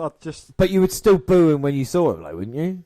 I would nothing him. Well, that's the thing. If you need to nothing, like you did Enzo. When you saw Enzo, you nothinged him. And that's how you kill a wrestler's heat. At this moment in time, fans absolutely hate him, and they love Cody, and therefore leads to a match like this. Prediction-wise, then, we are level all at the moment.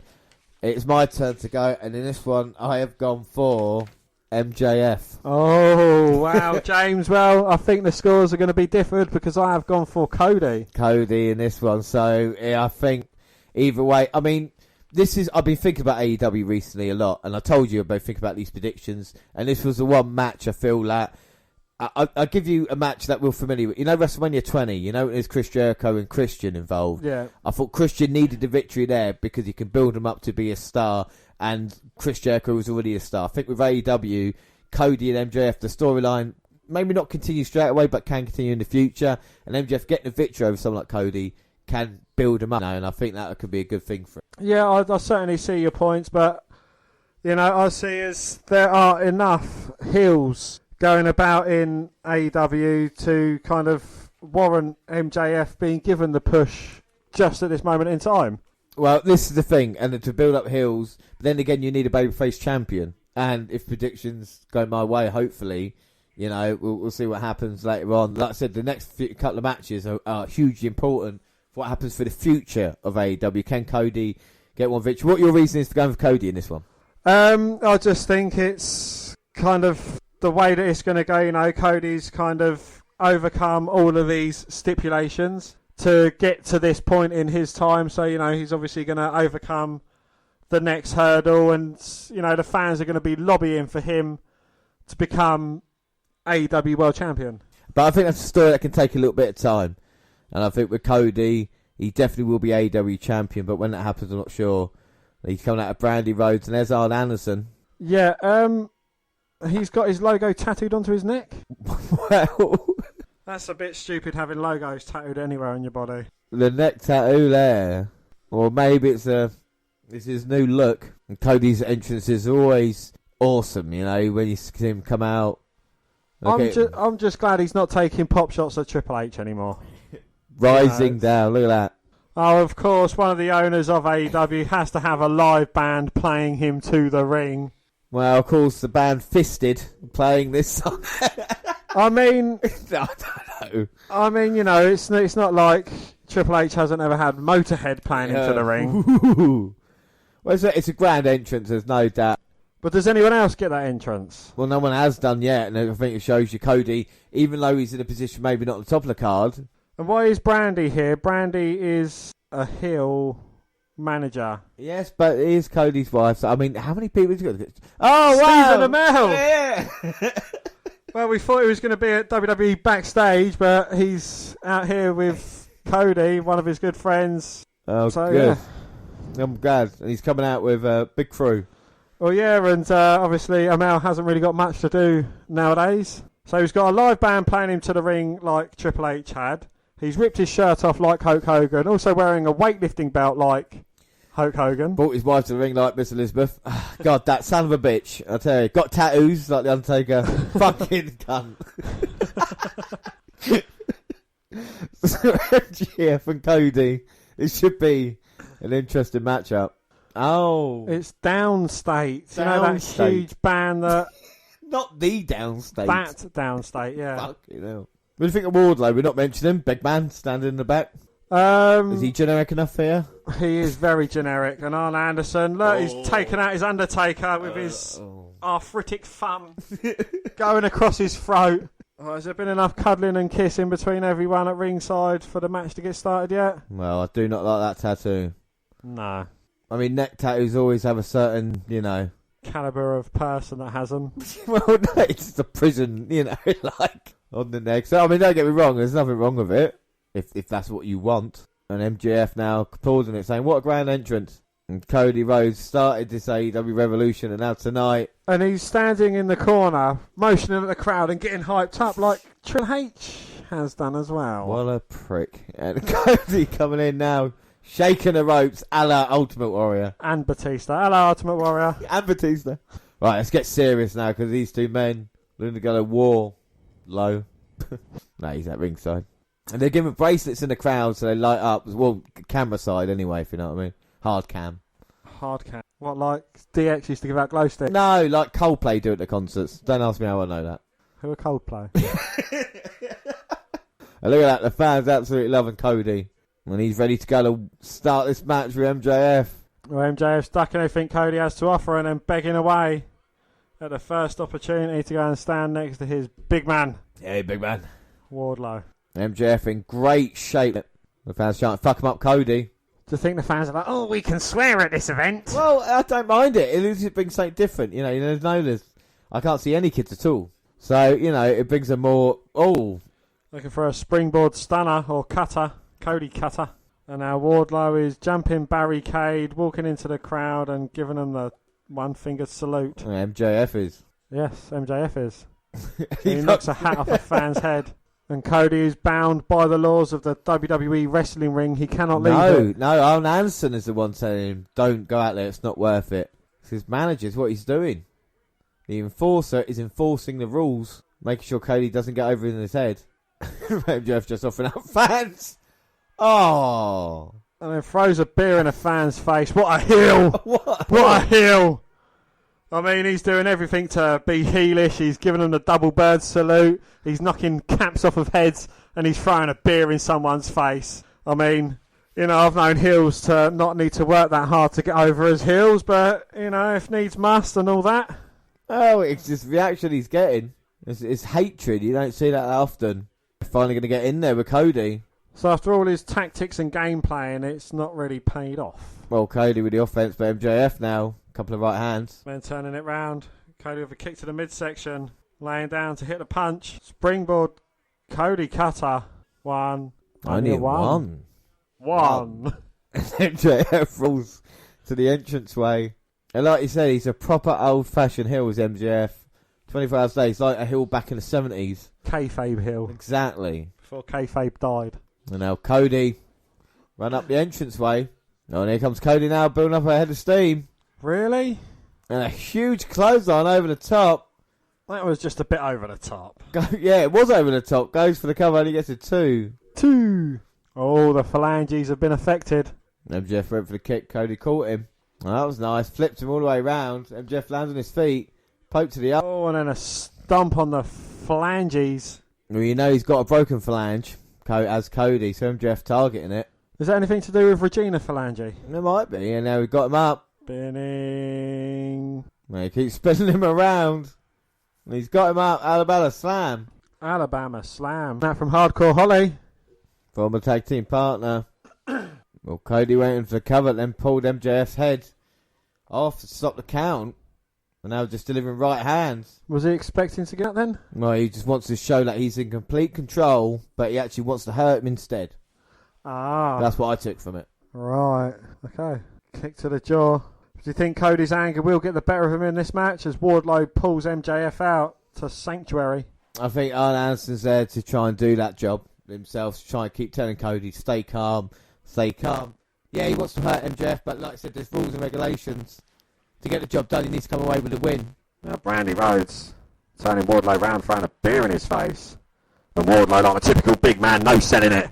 And now he's going to go after Brandy, but Arn Anderson's there. Cody comes diving out, sends Wardlow against barricade. He's stomping the mud, James.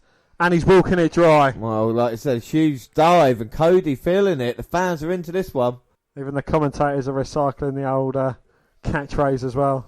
So he's stomping the mud and walking it dry like Stone Cold Steve Austin. I mean, is there a wrestler that this man hasn't ripped off yet, James? I didn't know you hated Cody so much.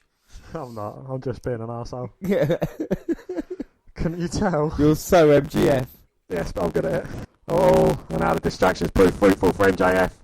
As Cody was making his way back in the ring, he got his arm hung up on the top rope.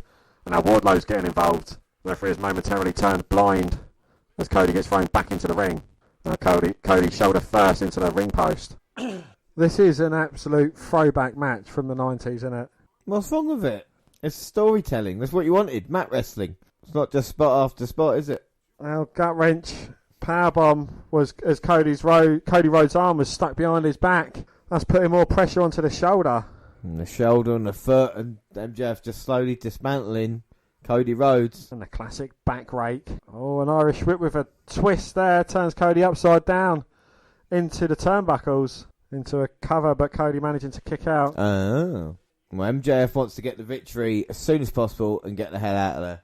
He hates the fans, he hates the city, he hates Cody, he hates everybody at ringside. Probably didn't like Wardlow, just there to do a mission. He does like Burberry. Yes, he does. That's true. Which again is a throwback to the 90s, early 2000s. And MJF stomps down on the hand. So he's in the hand, the shoulder, the foot.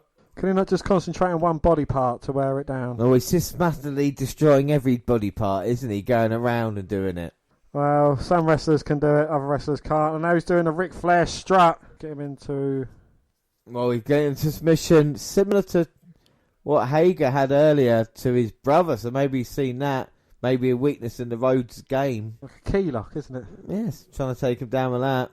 Now trying to sweep the leg. That's nice by MJF. But MJF has got a few fans, there's no doubt. Indeed, yes. And that's not what you don't want to hear.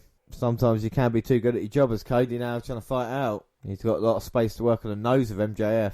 Oh, cheap shot. Oh, Cody tried for an Irish whip, but his arm just gave out, and MJF again targeting the shoulder as Cody was kind of clutching onto the top turnbuckle. He's figure forward his own leg around the shoulder of Cody. No, he's just got a great ball. Well, that's JR again, not hip to be square. I know what all the new phrases are. Yeah. As Cody now's in a lot of trouble. Trouble. Oh, look, in classic face imperial manoeuvre, he's biting the bottom rope like Nikki Cross. I mean, is there just a wrestler that he won't rip off, James? Well, I didn't know you're a fan of a wrestler that bites that bottom rope. But it'd be interesting to see if Cody can get back into this one. And now MJF looking to expose that boot. Yeah, old boot. Oh, he's getting a heel on heel action. Oh, rake to the eyes as he pulls the boot off of Cody's foot. We've seen this happen in an Eddie Guerrero match. I mean, he's having his boot removed like Eddie Guerrero did, James. I mean, he's ripping off dead wrestlers now. He's just sick. And now MJF throws it away, and exposed feet.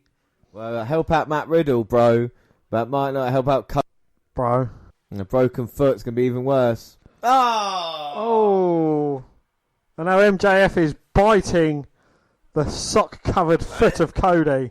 That is the worst fucking thing ever. Don't you come near me with that. It's not my toe, James. Yeah, it smells cheesy, but it's not my toe. Or your foot. So MJF now. It is a foot. MJF just... this is like you said, that completely different to anything else we've seen tonight. Completely old school. And it's brilliant to see. You don't want to see it all throughout the night. When it's just one match, just shows you how much they despise each other. Cody though managing to get out of trouble. But again, in my opinion, I haven't seen anything that resembles what we've classed as a 5-star match in NXT. Oh, NXT. I'm just talking about wrestling, Dan. Talk about wrestling. This is I brilliant. am talking about wrestling. MJF face first into the turnbuckle. Cody taking him up. It is a good classic old school match, yeah. But this is what you want to see. You don't want to see the same stuff all the time. You want to see different, like I said, different styles, different stories, throwbacks, the good stuff from the past being used today. And now Cody's got MJF in all sorts of trouble. And the reverse DDT off the top turnbuckle, all the way down. So about half 8. Well, Cody up to his feet, couldn't go for the cover. Sends MJF onto the apron and a disaster kick. And Cody then looking to run, but Wardlow up on the apron and distracting Cody. And it's good strategy, there's no doubt about it. Once you're distracted, you can't see what's going on. Now Arn Anderson has got the steel chair, and he's going to go after it. Wardlow backing off now. And all the while, MJF managing to recover. Cody's not waiting around, he's going straight after MJF. He's getting back into the ring, who's busted open. Wow, you see for the impact there. And that's why he call it a disaster kick right off the top. And he's the mask already as he's sent into the stairs. And MJF in serious trouble now. Certainly is, losing blood by the heartbeat. And now Cody has got MJF for exactly where he wants him. And now Cody's got MJF's blood in his hands and just punches him in the corner. And a beautiful power slam there by Cody. MJF come charging in. And now he's ripping off Randy Orton. And he got a 2. 2. Well, technically, Goldust did that before Randy Orton did, so he'll be ripping off his brother. All right, ripping off his brother, still ripping off someone. Oh, and now he's putting his hands up in a fashion like Randy Orton does. Yeah, and he's going to pay tribute with him because he's got a position. Looking for the suspension DDT, but MJF escapes it, stomps him on his foot. The heat seeker. Got it, foot on the ropes. Wardlow holding his feet there and the referee just dragging him off. No. No, Brandy's up. What's she doing? Flying cross body, but gets caught by Wardlow. Oh my God, Wardlow's going to kill her. Cody might be saying the wrong thing, put it down. Oh, but Cody inadvertently kicked Arn Anderson. And that is not a young man to be taking kicks to the chest. Well, don't forget Arn Anderson suffered a broken freaking neck, Dan. And with a kick like that. But did he win a gold medal? He didn't win a gold medal. Exactly. But Cody's distracted. Come on, MJF. A low blow.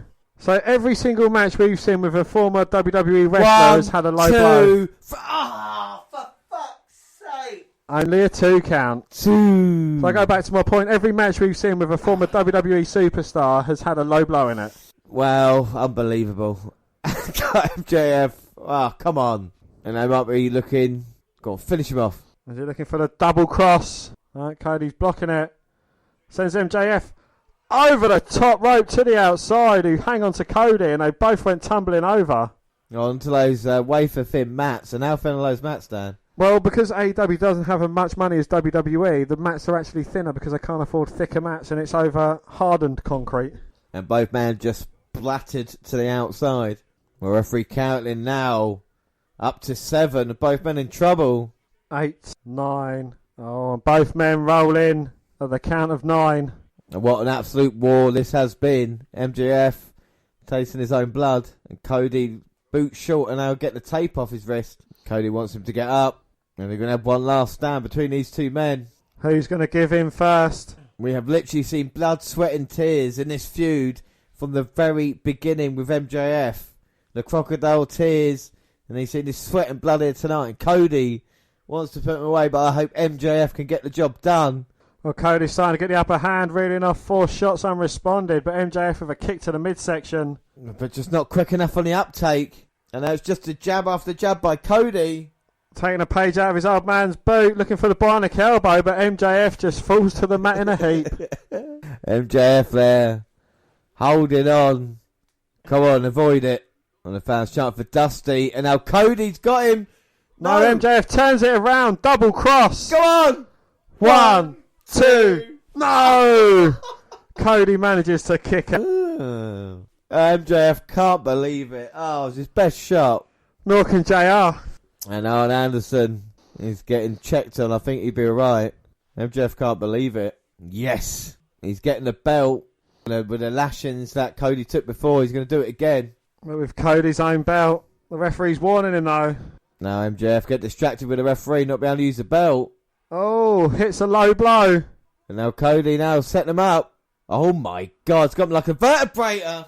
Into a cover. 2. No. MJF managing to kick out. I thought it was done and dusted then. I remember Shane Helms using that move before. Well, that is so dangerous to get up. As Cody now looks to be smirking. No, James hasn't got a cigarette in his gob. He's got a smile on his face because he's picking up his weightlifting belt. Payback, so you know what. It is indeed. But the ref wouldn't allow MJF to do it. All right, look, you've had one for free.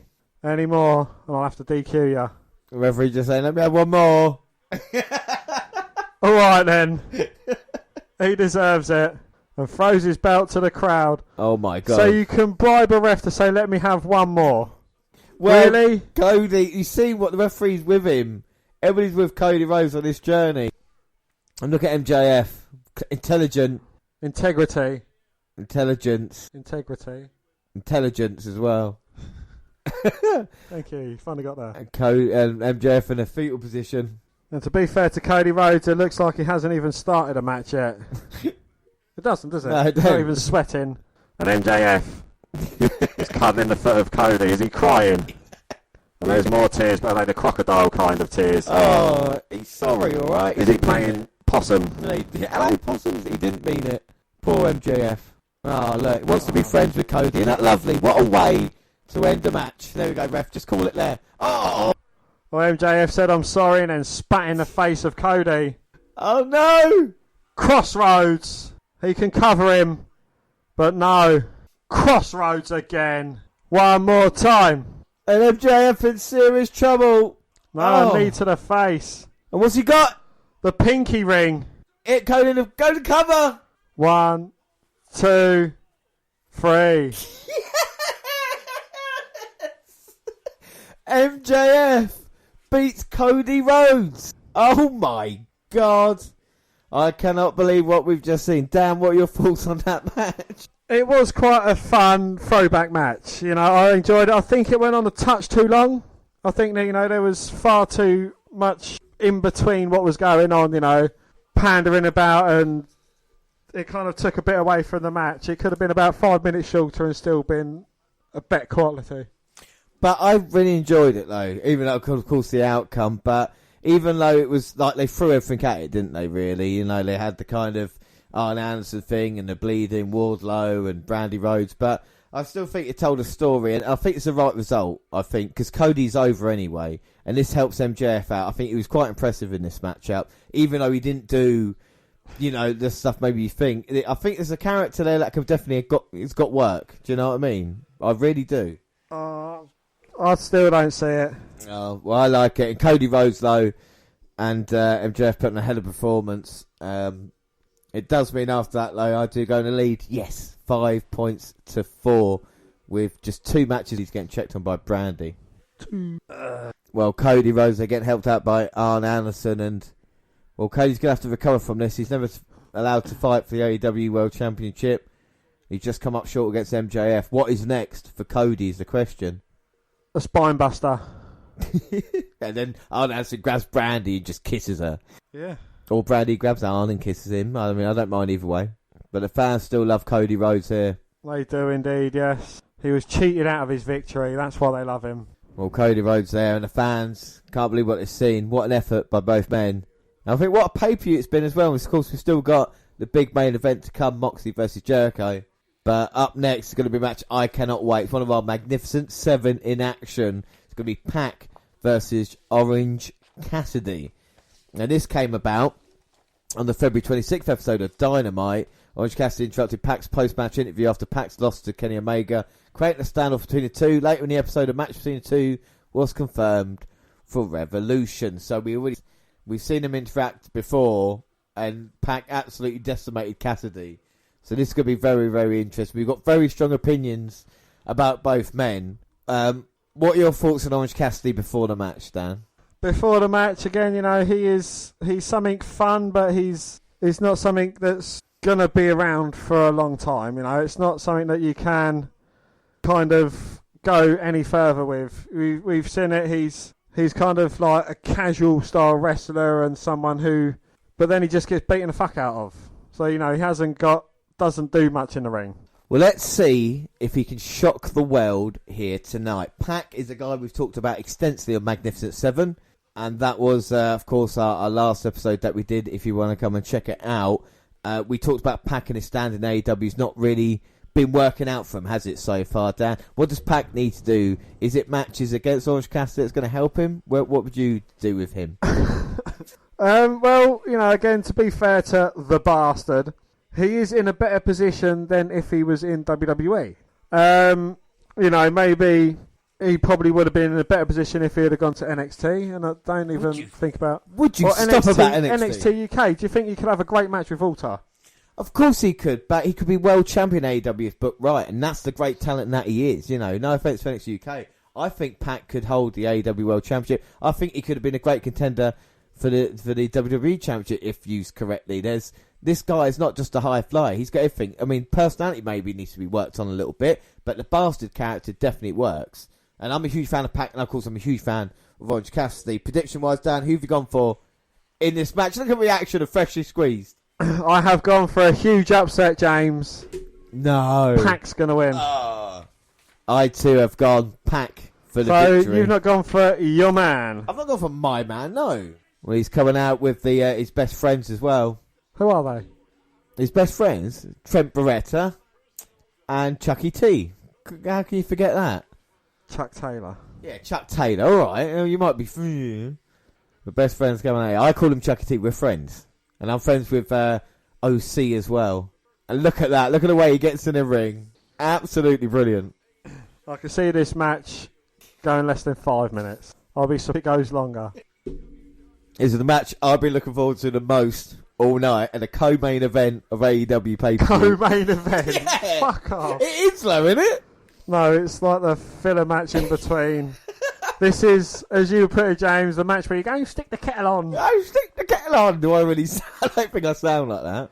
But freshly squeezed and packed, this is going to be unbelievable.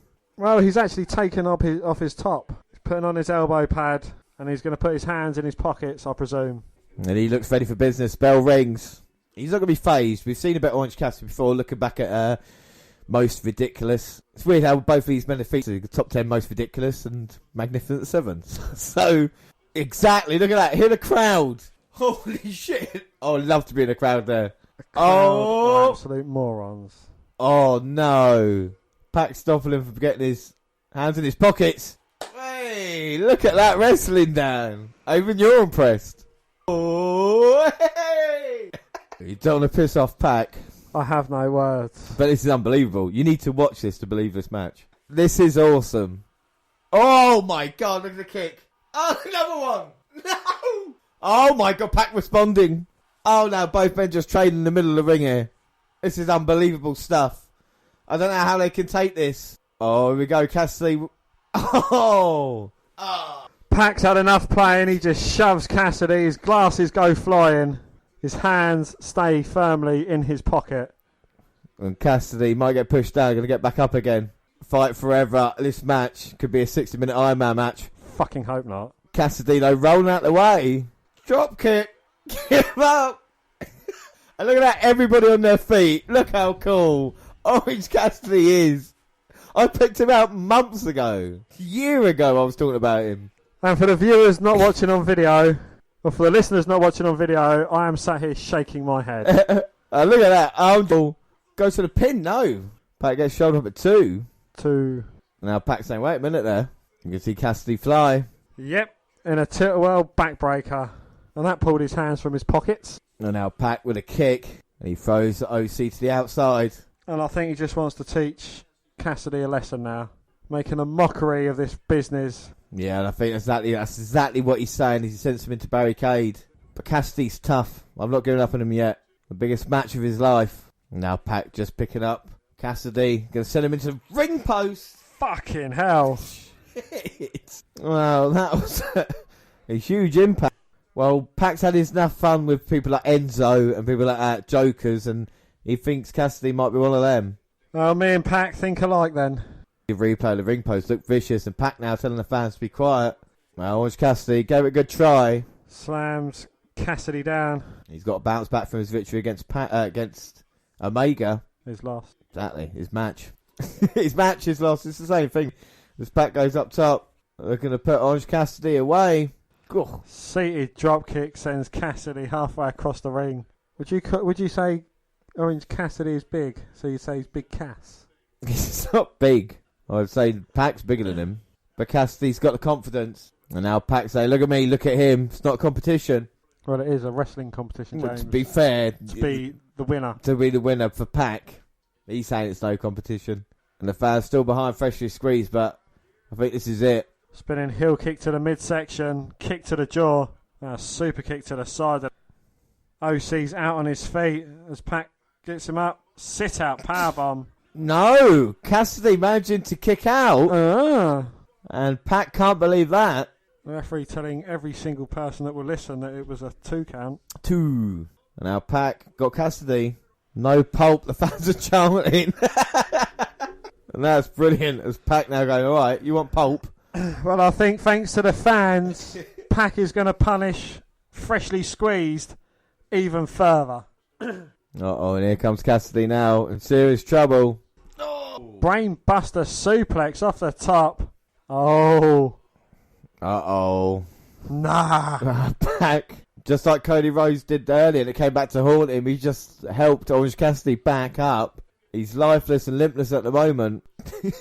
As he drags Cassidy face first to the corner. And here we go. Pac going up. Looking for the black arrow into brutalizer. Or the bastardizer. No. Cassidy managed to roll that away. He's still in this one. Is that an orange roll? What a bad shot. Holy shit. And Pac going up now. And he's rolling out of the way. Intelligence. That's what Orange Cassidy is showing now. He's just delaying the inevitable, James. This is wrestling. This is what it's all about. It's Cassidy now. Already getting on a roll. And Pac now is going to stop him. No, wait. Cassidy smiles. And then starts rolling the other way. Now Pac saying, yeah, fair play to him. Fans are... Oh, it's Cassidy's Cassidy! On his feet. Suicide dive. Throws Pac in now. And what the hell? Cassidy going up. Diving crossbody. Ducks a lariat.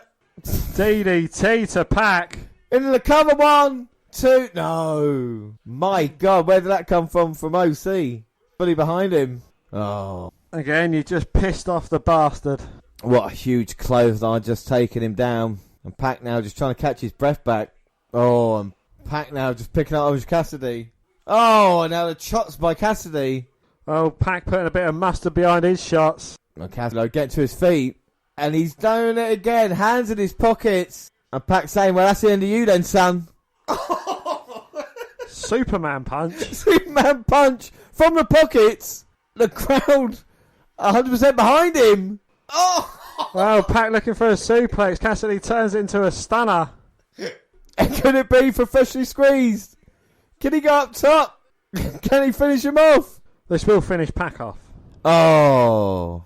But Pac kicking the bottom rope, crutching Cassidy on top. And now Pac saying, no, enough's enough. He's got Cassidy up on his shoulders. Oh my God, now into the, like a tombstone. Cassidy trying to fight off. Oh! Turns it around to a DDT from the top. Cassidy going up. Can he do it? Oh! DDT from the top. Oh my God, and Pac though, rolling out of harm's way now. How close was that? And now Trent grabs hold of Pac, throws it back in. Cassidy, air raid crash into the cover. 1, 2. No, Pac managing to kick out. The last set. Oh my God, here come the taking out the best friends, Phoenix and Pentagon. Chuck Taylor goes over the top of the referee. Takes out the Lucha Bros. Oh, and Orange Cassidy looking on at the action. And it's all broken down now. Cassidy get to his feet. Pac's up to his feet. Oh my God, just takes him down. Now got him in a brutalizer. Brutalizer's locked in. And I don't know what the fuck the referee's doing, winding his arm up. And that's it. Come on, ref. Call for the bell. Cassidy out. And he can't break the grip of Pac, who eventually accord. My God. I think he was well and truly humiliated and embarrassed by Orange Cassidy during that match. Who was? Pac. I think Cassidy showed his heart and determination, showed that he was a true future star of this business. I think he proved everybody wrong. You enjoyed that match, didn't you? There's moments I laughed. You had a smile on your face throughout the whole match, Dan. Don't lie. It was an embarrassed smile. It was an enjoyment. Pac got the victory. He looked good in the end, but Cassidy got time to shine and prove he's just a little bit more than a guy who puts his hands in his pockets. And I think that's exactly what. Look at the crowd reaction. When's the last time a wrestler had that pure fucking, however long it lasts, Dan, it's going to be special. Yeah, but it's currently, it's good to cheer at things like that. It's, you know, these all see that, yeah, it's fun to kind of react like he's just hit a sweet chin music when he's just tapping the shin. They think it's fun. They're kind of marks for themselves. It is fun, though. It's wrestling. Wrestling is fun, Dan. This is wrestling, all right? This is what it should be about. Us enjoying ourselves watching it, not taking ourselves too seriously. Again, taking it out from the negatives, he did show that he is more than a guy that puts his hands in his pockets. Yeah. There was a few fun moments in there, but to do it against Pac, I mean, you know, this is kind of losing a bit of credibility for Pac. I don't think Pac loses. I think Pac, the way he does in the end, makes sense. Pac, you know, he doesn't need, like I said, his little rub, he get the victory. I think it helps him out. Look at him proving the point. Look what he did in the end with the submission. He had him well beaten. There's no doubt about it. Brutalizer got the job done. I really enjoyed that match. What a cracking pay-per-view it has been. And AEW next time is going to be in May as well. So that'll be looking forward to that next AEW pay-per-view. But we have only got one match left, and that, of course, is the main event for the AEW World Championship. And it's Jon Moxley versus Chris Jericho, Le Champion. So we said it's the main event, so let's just do the tail of tape quickly. And Dan, you can take your man, the former Dean Ambrose. Well, Jon Moxley is from Cincinnati, Ohio. And Chris Jericho, Le Champion, from Winnipeg, Manitoba, Canada. His current AEW record is 11-1-1. Y2J's record is 10-1-1. His height is 6'4". He's 6 foot. Is Chris Jericho? He's 234 pounds. And Jericho 225 pounds. A little bit slimmer than Moxley. Fuck off! I don't believe that. And of course, Moxley's finisher is the Paradigm. And of course, Jericho can use the a lot of different finishing moves, but the Judas effect, probably the most difficult one in his inventory right now. So, Dan, are you excited for this main event match? Is this something that gets you revved up for AEW Revolution? I am quite excited for this match. You know, I do admire what Chris Jericho can do in the ring. I have mocked him for his weight issues and kind of being over the hill, but he still can deliver a very good match. And Jon Moxley, I think, you know, with the right pearl. I think without a shadow of a doubt, and all this build-up, you know, let's not forget, it all started after Jon Moxley's victory over Kenny Omega at Full Gear. He turned his attention to the AEW World Championship. On December 11th, 2019, episode Dynamite, AEW World Champion Chris Jericho invited Moxley to join his faction, the Inner Circle. Well, after considering his choices for several weeks, Moxley finally agreed to join the group on the January 7th, 2020 episode. However, this was later revealed to be a ruse, as Moxley was Jericho and stablemate Sammy Guevara. On the January 22nd episode, Moxley defeated Pac to become the number one contender for Jericho's championship at Revolution. So Moxley and Jericho, but this goes a lot deeper. These two guys have had feuds back in WWE. Do you think it's the right thing to do to put these two guys together? Like we said, they can work well, can't they? And they are the two probably. Are they the biggest stars in AEW? I think they are. Moxley certainly is. He's an absolute brilliant talent. And Jericho, you know, for what he can't do in the ring at the moment anymore, he can certainly do on the mic, so he kind of brings a different dimension to this. So you've been a big fan of Dean Ambrose, Dan. What have you thought of Jon Moxley since his move to AEW? A year ago today, he was teaming up with Seth Rollins and Roman Reigns last hurrah as his Shield. A year on, is he better or worse? What are your feelings? I feel he's better off than if he would have stayed in WWE. He's certainly been telling good stories. He's kind of been in the limelight, you know, especially his NJPW. It's been, you know, it has been great. Everything's coming up for Jon Moxley. Yeah, without a shadow of a doubt, and it's something that we're looking at. He seems more confident, doesn't he, as a performer, as he's done before. He said a lot of things about WWE not being free. He seems freer, and that kind of works. Do you like the comparisons with Stone Cold, or do you think, you know, he should be the first Jon Moxley? I think he should be the first Jon Moxley. I don't like, you know, pale comparisons of other wrestlers kind of being cast over wrestlers. Well, we are just moments away, and of course Moxley got attacked by the Inner Circle and stabbed in the eye. That's why he's been wearing the eye patch as of late. He's not become a pirate, but you never know with Moxley. Will the Inner Circle help him out? Will help Jericho or not? Prediction-wise, Dan, we talk about the scores after the Orange Cassidy match. There's a point each, so it's 6-5 there. Last match, so we need to go different for you to get a draw. Who have you gone for in this one? I have gone for AEW champion Moxley. Yeah, and I too have gone Jon Moxley. So that means that I do get the AEW pay-per-view win. The prediction league starts off with JR ahead in AEW, but we are just waiting for the main event now. We're both thinking it's going to be a new AEW World Champion. What are your reasonings behind thinking Moxley is going to become new champion here tonight? Well, I think Jericho's kind of done pretty much everything he can with the title. You know, he's kind of pushed Cody Rhodes out of the title picture. He's kind of beaten everyone who's come up against him.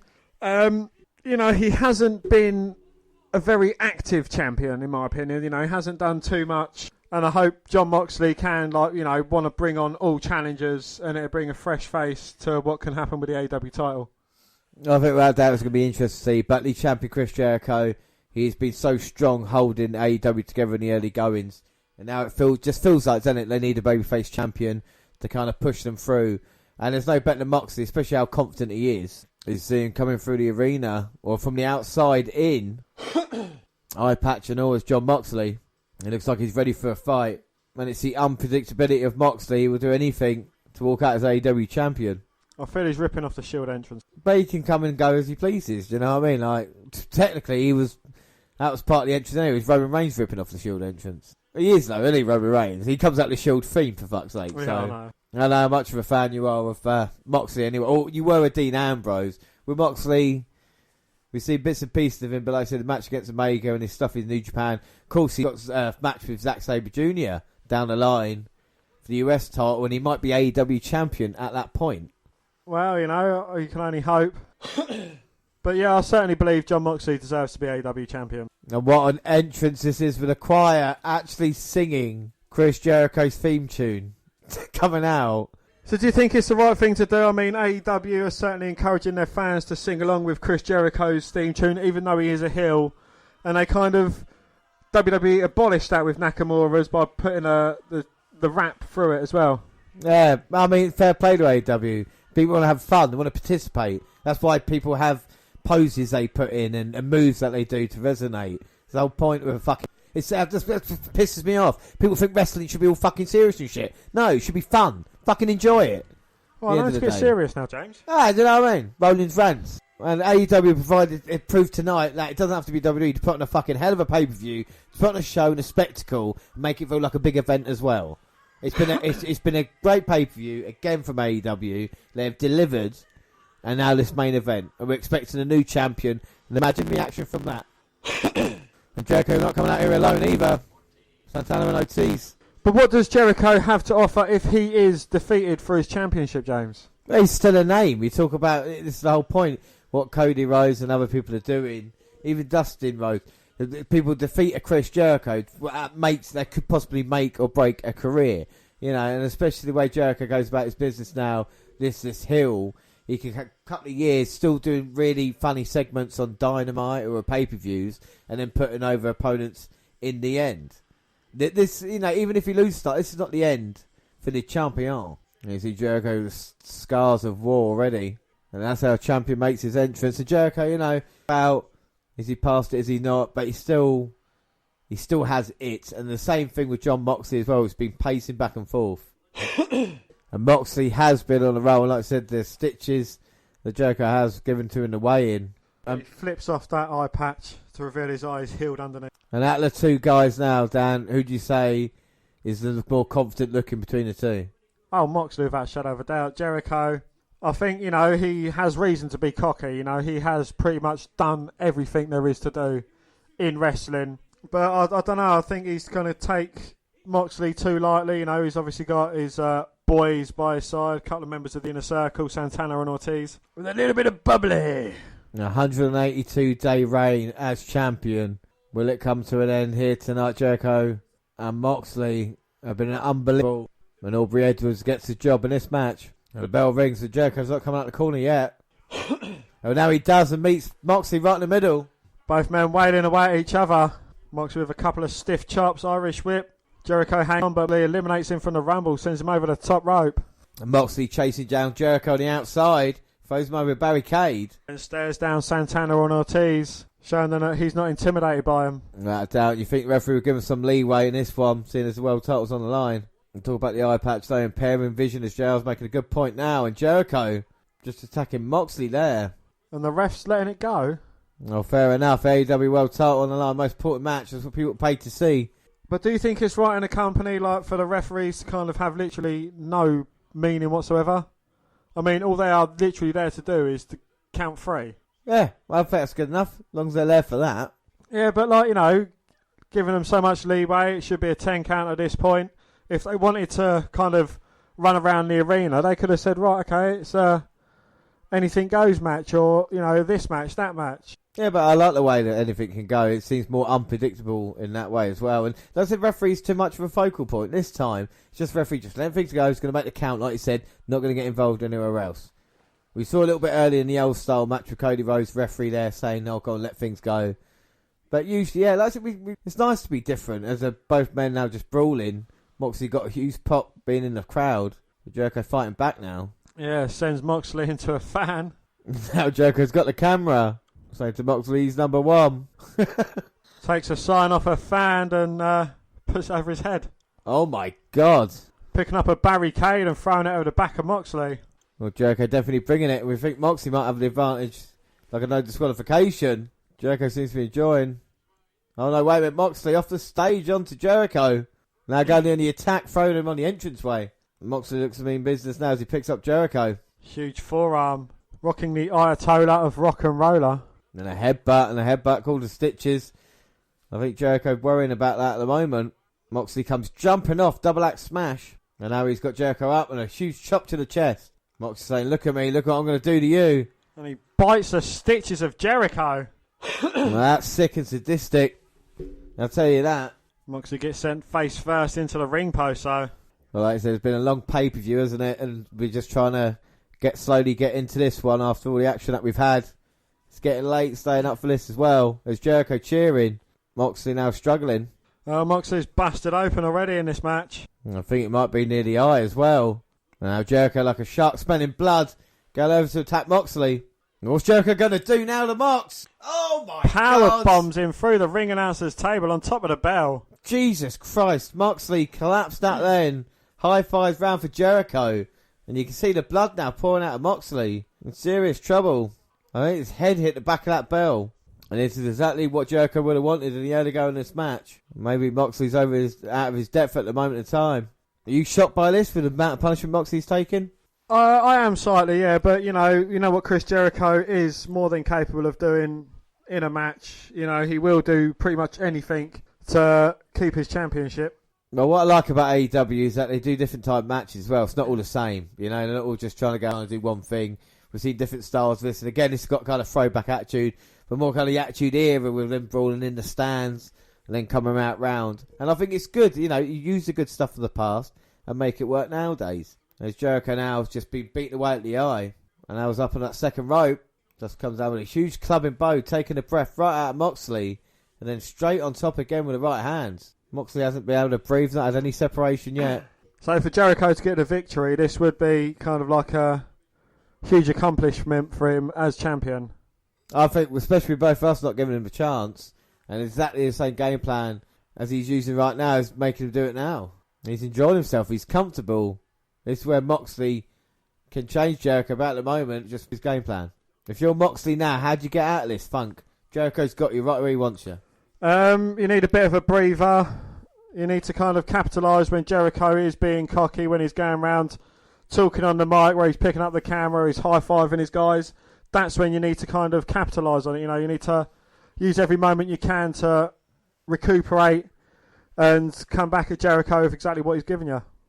The thing about this, Chris Jericho, to many others, he won't make many mistakes in the match, and that's why he's been champion for so long. And Moxley definitely struggling right now. Slaps him so hard, and he took the eye patch off. He's getting Moxley's face, but Moxley's returning it. Each forearms and elbows. Irish whip reversed by Jericho sends Moxley sternum first into the turnbuckles. Now Jericho just with a foot rake on Moxley. Jericho send Moxley to the outside, distracting him. And they're attacking him behind the referee's back. I mean, we got to admit, great play by Jericho, distracting the ref, allowing Ortiz Santana beat him down. Moxley's in serious trouble, especially this last 5 minutes. Like we can tell the fans are in shock. Moxley just trying to fight back, but Jericho's been on him. Now he finally is. Like forearms after forearm, trying to get back. Irish whip reversed by Jericho, though, sends Moxley into the steel steps. And he crashes right into them, doesn't he? Folds himself down. As Ortiz just looking on. Does Moxley need someone to even up the numbers? Well, he's got no one as friends. Much like Stone, don't trust anyone. Don't have any friends. And Moxley in AEW's not gone close to anybody, has he really? He went against the Elite with Omega. He's gone against the Inner Circle now. So is there anyone that hates Santana and Ortiz that would come out and kind of remove them from this match? I don't think anybody would. Who's going to argue with the Inner Circle right now? Is AEW going to become a place where it's all about teams and gangs, you know, as we see with the Inner Circle and the Elite, and you've got a few others as well, like the Best Friends. Let's not forget about them. With Moxley, he is all alone. And that's to his credit, and as you're seeing right now, detriment to him. Indeed. But Pac walks alone, and yeah, you know, you had the Lucha Bros coming out and taking out Best Friends. Maybe that's a start of something there as well. We shall see. As Jericho now with a huge chop to Moxley. just in complete control. And you got the Dark Order as well. Dark Order, another big group, and we're waiting for the leader of that. Matt Hardy. Or someone, we just don't know. And now Jericho putting Moxley up on that turnbuckle. And now he's going to look to maybe suplex him off the top. He's been wearing him away. And Moxley has not been able to get back into this one. Now Jericho going all the way up. I think Moxley's gripping with his feet though, trying to prevent himself going over. Jericho's punching the ribs to try and weaken him up. And Moxley though suplexes Jericho down. Now Moxley looks to try and get up to the top turnbuckle. Takes Jericho off his feet with a lariat from the top. Yeah, beautiful clothesline there, but I think the impact down might have created more blood to flow now. And Moxley now struggling to get to his feet. There we go, yay, nay punches. Moxley's getting the upper hand though. Yeah, takes him in the corner, doesn't he? Clubs away at him, and then stomping the mud hole, walking it dry, and now Moxley. Come on, Dan, stay with me. We're in the main event. We've got this, son. We've got this. To Jericho, reversed. Moxley in the corner. His legs get caught by Y2J. Oh, no. It's going to be it. No, Moxley reverses. With a move he learnt from Randy Couture. I bet he's feeling Randy right now as he goes for the submission. Jericho goes to the outside. Here comes Mox. Suicide dive to the back of Jericho. Well, takes him out, but he's still got Ortiz and Santana out there looking on. Aubrey has got control of the action as Moxley throws Jericho back in. Proud and powerful there to kind of distract Moxley. But that didn't work this time. He hangs Jericho up. It's a running knee strike to the side of Jericho's head into a cover. No, Jericho managing to kick out. And that was close there. Moxley is slowly building momentum now in this matchup. Is he going to look for it now? No, look at Paragon's shift, but Ortiz up in the apron. Oh, and he gets socked with that sock full of baseballs. Lion salt. 2. No, Moxley managing to get the shoulder up at 2. 2. And now Jericho just going right back on the attack. He's got the blood of Joxley smearing it. Joxley? He's got the blood of Moxley smearing it down his face and chest. If it was a WWE character, it'd be called Joxley. Jon Moxley. Jericho now backing up Moxley in the corner. It's an effective offense. The Irish rips him across. The clothesline down. I know what's more effective, James. The Judas effect.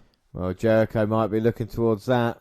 And he goes for the code breaker instead. Again, another effective move in his arsenal. He got caught in a paradigm shift but turns it around.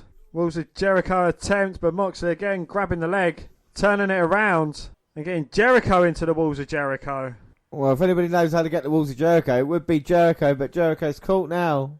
In the Wolves of Jericho. And Jericho's got nowhere to go for the Wolves of Jericho. Well, it's better than being kicked. I suppose so, but will he tap out? No. Moxley pulls him back in the centre. Surely Jericho won't tap out to his own finisher. Well, don't call me Shirley, but here comes Jake Hager. More interference, and Moxley just clamps him. Code breaker. I think that one was a bit high to the face. Maybe directed right for that eye. Now can Jericho get into a cover? But a Jake Hager distraction proved fruitful. But no, only a 2 count from the cover. Oh, 2. How close was that? Now Jericho, and he's got it now. Wolves of Jericho. That's not a good angle for Moxley. Think about the pressure on his back, Dan. We are getting close to it now. Moxley might have to tap out as the hyenas look on at ringside as well. And the strain, but Moxley fighting up. Manages to push his body weight up. Trying to crawl to that bottom rope. All the while you've got the inner circle in his ear. Telling him to tap, telling him he's not good enough. But he does only get to the bottom rope. And now Jericho will get the full extent of that count. As always, everyone's having a word now. Oh, and Jericho put his hands on the official. Oh, and another push. And now Moxley low. German suplex. Nice move there. Trying to get back into this now. There's maybe a mistake by Jericho. Huge clothesline. Hager at ringside though. Hitting Moxley with a huge right hand. And now Aubrey Edwards, I think, caught it. And she's got the inner circle. What's she going to do, Dan? You're out of here. The inner circle have gone. Jericho hasn't got his friends anymore. And Aubrey's law. And maybe this is Moxley's chance. Oh, wait Sammy a minute. Guevara coming from behind though. Wait a minute. With the championship belt. Clocked Moxley over the head. Oh, you son of a gun. Well, the Spanish God came up short earlier, but I think he's just delivered for Chris Jericho. And Aubrey checking Moxley.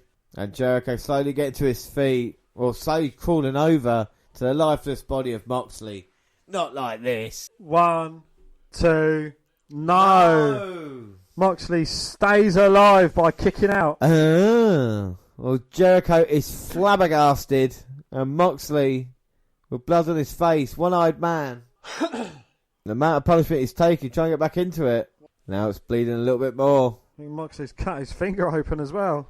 And now right hands by Jericho. Huge forearm, but after every one, Moxley's sitting back up. And Moxley, so tough. I don't see him submitting here tonight. Well, Moxley's tougher than a $2 steak, JR. I might see a referee stoppage in this one, by God. And Jericho again with the right hands, but Moxley seems to be getting into it. Calling Jericho out, slapping him back as hard as he's getting slapped. Both men going toe to toe. And Moxley with the advantage, go Paragon split. I can't say it.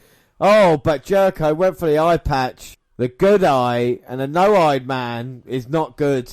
And Jericho with a boot to the face. My God. That was sickening by Jericho. But again, any means necessary. Now Moxley struggling to see at all. Jericho's got him down. And now just slapping him. Moxley can't see what he's hitting. Jericho's winning this boxing match. No, now just a knee down. Jericho's putting his knee brace down to reveal his metal knee brace. Looking to land on Moxley and end him. And this is bad now. If Moxley can't see, referee's got to make a decision. And this could be it now. But Moxley's never going to be a man to give up just like that. Never throw away his opportunity at the AEW Championship. But now Jericho looking maybe for the Judas effect and finish off the ever-defiant Jon Moxley. Well, Moxley ducks it. Paradigm shift, but is it enough to put Le Champion down? Well, he puts him down, but can't capitalise. And Moxley now exposing the eye patch. And he can see. It was a ruse, James. It was fine. Moxley was fine all along. And this might spell the end for Jericho's AEW title reign. James, I don't want to say it, but Moxley and the eye patch were in cahoots all along. Dan, call it.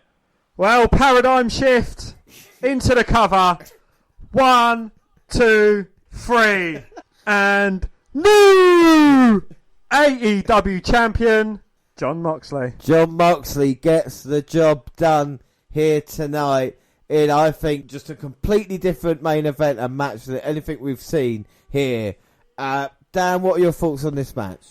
Well, I thought that the Jake Hager versus Dustin Rhodes was the most WWE match until I saw this match. And this match trumped it in being the most WWE match. It wasn't a bad match, but, you know, for AEW wanting to go something different, having two former WWE wrestlers kind of being in the main event, does it say, look, you know, we're trying to be what we're trying to beat? But, you know, nonetheless, it was certainly a good match. Jon Moxley, I like the, you know, the little lift of the eye patch after saying, look, you poke me in my good eye, I've still got this one. Exactly, and you knew it was kind of the end. And Moxley, like I said, is the new AEW champion. A year ago, leaving WWE, and now top of the mountain of AEW, and he can't believe it, and he seems happy enough. And what an accomplishment it is for Jon Moxley. And as far as former Shield members go, he's had a better year than the other two. Like I said, he's the number one man now in AEW, and it's Jon Moxley's time to shine. You can see how happy he is.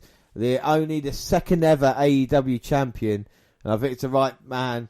And you know, like I said, I think everything worked out. If we look at tonight as well, I think it's been a really, really good pay-per-view. Unbelievable from AEW, and we're just going to run through that in a second. So which one are you doing first, Jericho? All right, so let's just go back through this AEW pay-per-view, and we start off. Well, the pre-show was Kaz and Sky. We'll skip through that. Dark Order winning, and we'll start off with Dustin Rhodes versus Jake Hager. Dan, what are your thoughts?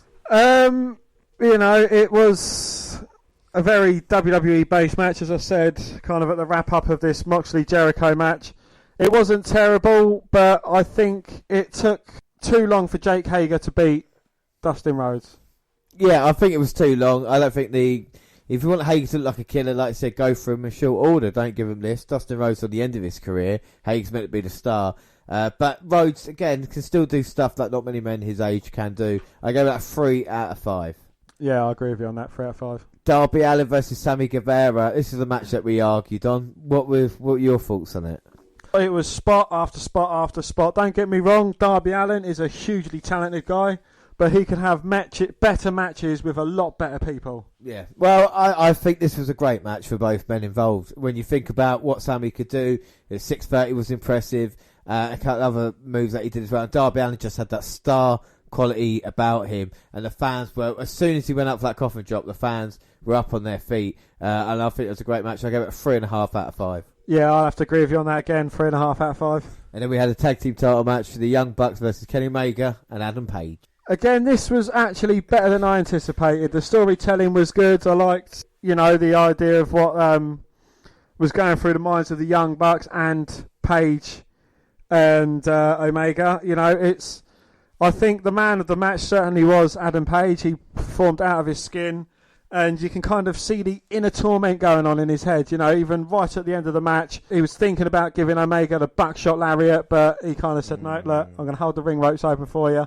You know it's coming, but you just don't know when. I think it's probably one of the greatest tag team matches that we've seen on the podcast. How good it was when you think about it from this era. I'm not talking about TLC matches from the past, but just recently as well.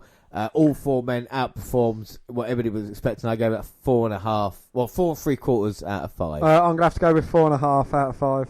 That was a hell of a match. And then we had Nyla Rose versus Chris Statlander. This did not help being put in that spot, and the botches that went on as well. A lot of people were making tea, and it just didn't have a great thing. Rose got the victory, rightly so, but it just wasn't a good match, Dan, was it? Absolutely not. No, you can put it down to nerves, you can put it down to the bad booking of the women's division, but you should have some nerves, but towards after the early parts of the match, it should be getting better and improving, and it actually wasn't. Yeah. And for that reason, I'm going to have to give it a 2. Well, I'm going to give it a 2.5 out of 5, just because I'm not as mean as you are. Cody versus MGF up next. The next three matches that we had, including tag team, next 3 matches are completely different to each other. We had Cody versus MJF up next. Again, it was a very good match. Told a good story. There's going to be another match a bit later on down the line because Cody wants to get some retribution for what MJF done to him at the end of the match, hitting him with his pinky ring. What's going on with Arn Anderson and Cody? Is all forgiven? Is this going to be kind of, I don't know, something that's going to come and bite Cody in the arse? Is Cody going to have a dramatic change? Is Cody going to have to go to an even darker side than he's gone to overcome MJF? You just don't know how it's going to play out, and it will be interesting to see. As much as I'm not a fan of MJF, I think he's a tit. I because of the right man won in this one as well. I give that 4 out of 5. I gave that a 3 3/4. And then we had Pac versus OC, and a man who, he just proved you wrong tonight. You were saying, he can't do shit, and he just proved that he's got the crowd in the palm of his hand. Not since a young Hulk Hogan have we seen a man control a crowd as much as Orange Cassidy. You fucking laugh about that. Look, go back and watch that match. Everything Cassidy did, the holy shit chants, this is awesome, fight forever, they were into that. Yeah, because the fans are marks for themselves. Enjoy yourself, Dad. It's what it's all about. Don't take it so fucking seriously. This was a great match that exceeded expectations, and it didn't make Pac weak either. No, you have to give credit where it's due to OC. He done better than I expected him to do. Yeah, because he's awesome. Don't sit there all fucking smug. He's awesome. I'm giving it a 0.1 out of 5. I said to you he was a star about a year ago. I was right, but I love it when I get people right. Orange Cassidy. No, I don't believe he's a star. He is. And of course, Pac is well involved. 4 out of 5. What a match that was. 3 out of 5. And I'm not even being harsh. Right. Main event, Moxley Jericho. Final thoughts. Moxley Jericho, it was, a very good story. Moxley overcoming every single odds. Overcame Guevara, he overcame Jake Hager, he overcame Santana and Ortiz.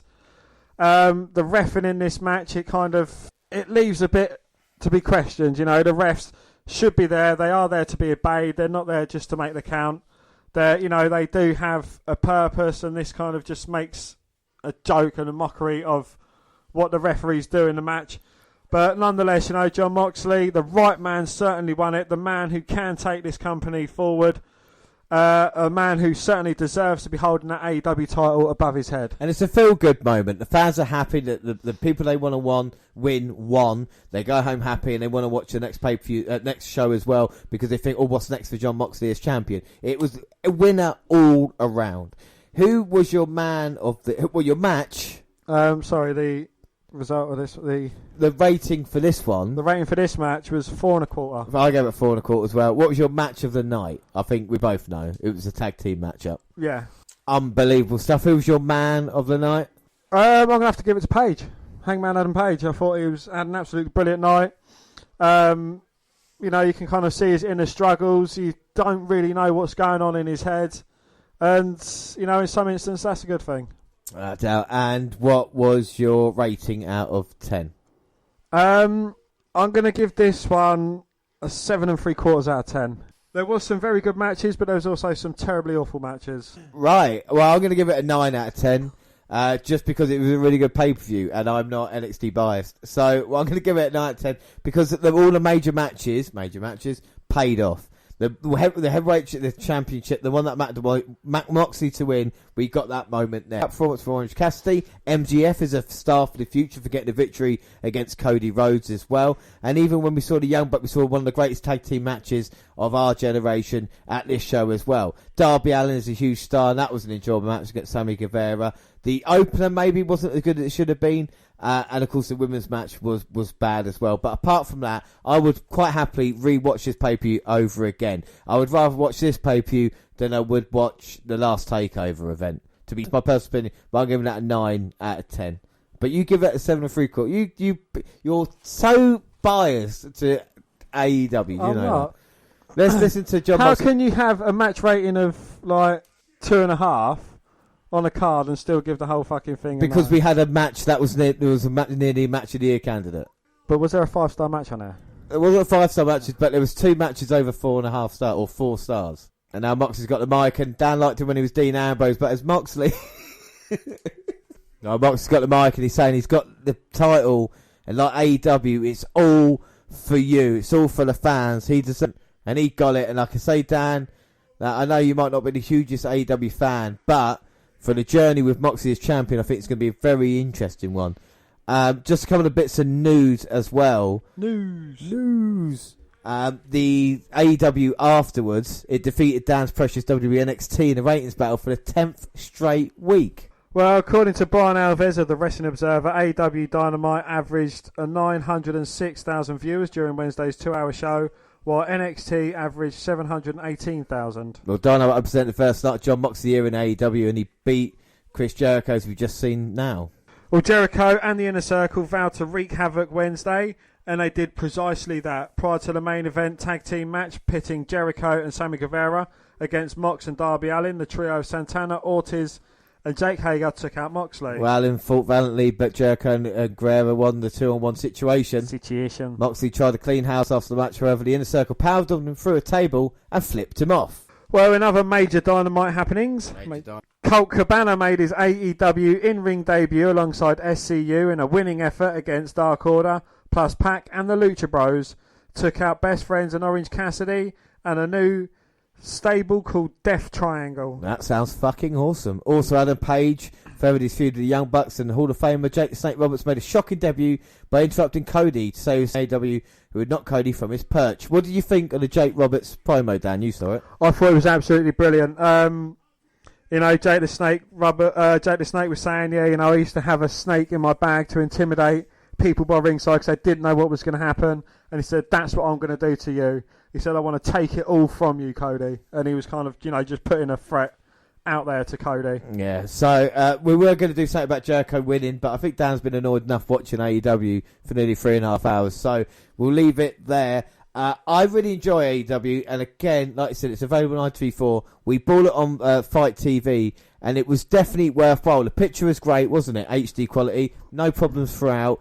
Get it on your Fire Stick and get it on the laptop and stuff like that as well. I think it's definitely worthwhile. AEW for me tonight was a treat. Like I said, there are going to be people that's going to have to... It's going to take time for AEW to win you over, Dan. Like I said, it's not going to happen. NXT took 5 years. We'll see how long this takes. And the prediction leagues just say ended at this moment in time 7-6 in the end. So I do get the AEW win. But of course, our next episode is a double point prediction bonanza, because it's going to be Super Showdown and Elimination Chamber. There's going to be 2 events that we're going to bring you. Of course, we're going to bring you we're going to bring you selected matches from each event, because obviously if we sat down and watched both events, it'd probably be about 8 fucking hours long. So that is it. So final thoughts on AEW, Dan. What can they do if they want to make you a little bit happier in the future? Just beat AEW and not for taking pop shots at WWE or trying to, use what WWE have already used. I want them to be their own thing. I want them to be their own company. I want them to kind of push wrestlers we wouldn't have thought have been pushed, as opposed to pushing former WWE champions. Well, I really enjoyed it. I think AEW, if you give it a chance, it is a really, really enjoyable watch. So that is it. Don't forget you can follow us on Twitter or at Vince McDan WWE. I'm at Jon_Rose across all the good platforms. Send us an email to www.podcast@gmail.com. We're also on Instagram with WNR Podcast. We're on Facebook as well. Yes, Facebook. You can come and find our page and give us a like with the WNR Podcast. And come and find me and add me as a friend. I am Vince McDan. Subscribe to our YouTube channel, WNR Podcast, believe it or not. And all latest clips on there. Podcast got the same time on YouTube. There are places like SoundCloud. On your phone. We're on Stitcher Radio, Spreaker Radio. We've got our live shows and iTunes where you can download, subscribe, rate and review there. But like I say, next episode, double point prediction bonanza, special Super Showdown Chamber. It's going to be good, Dan. Are you going to lose it yet again? I hope not, no. Until then, I have been James Rowlands, and as always, I was joined by Dan White. Thanks for listening, everybody. Bye. Bye.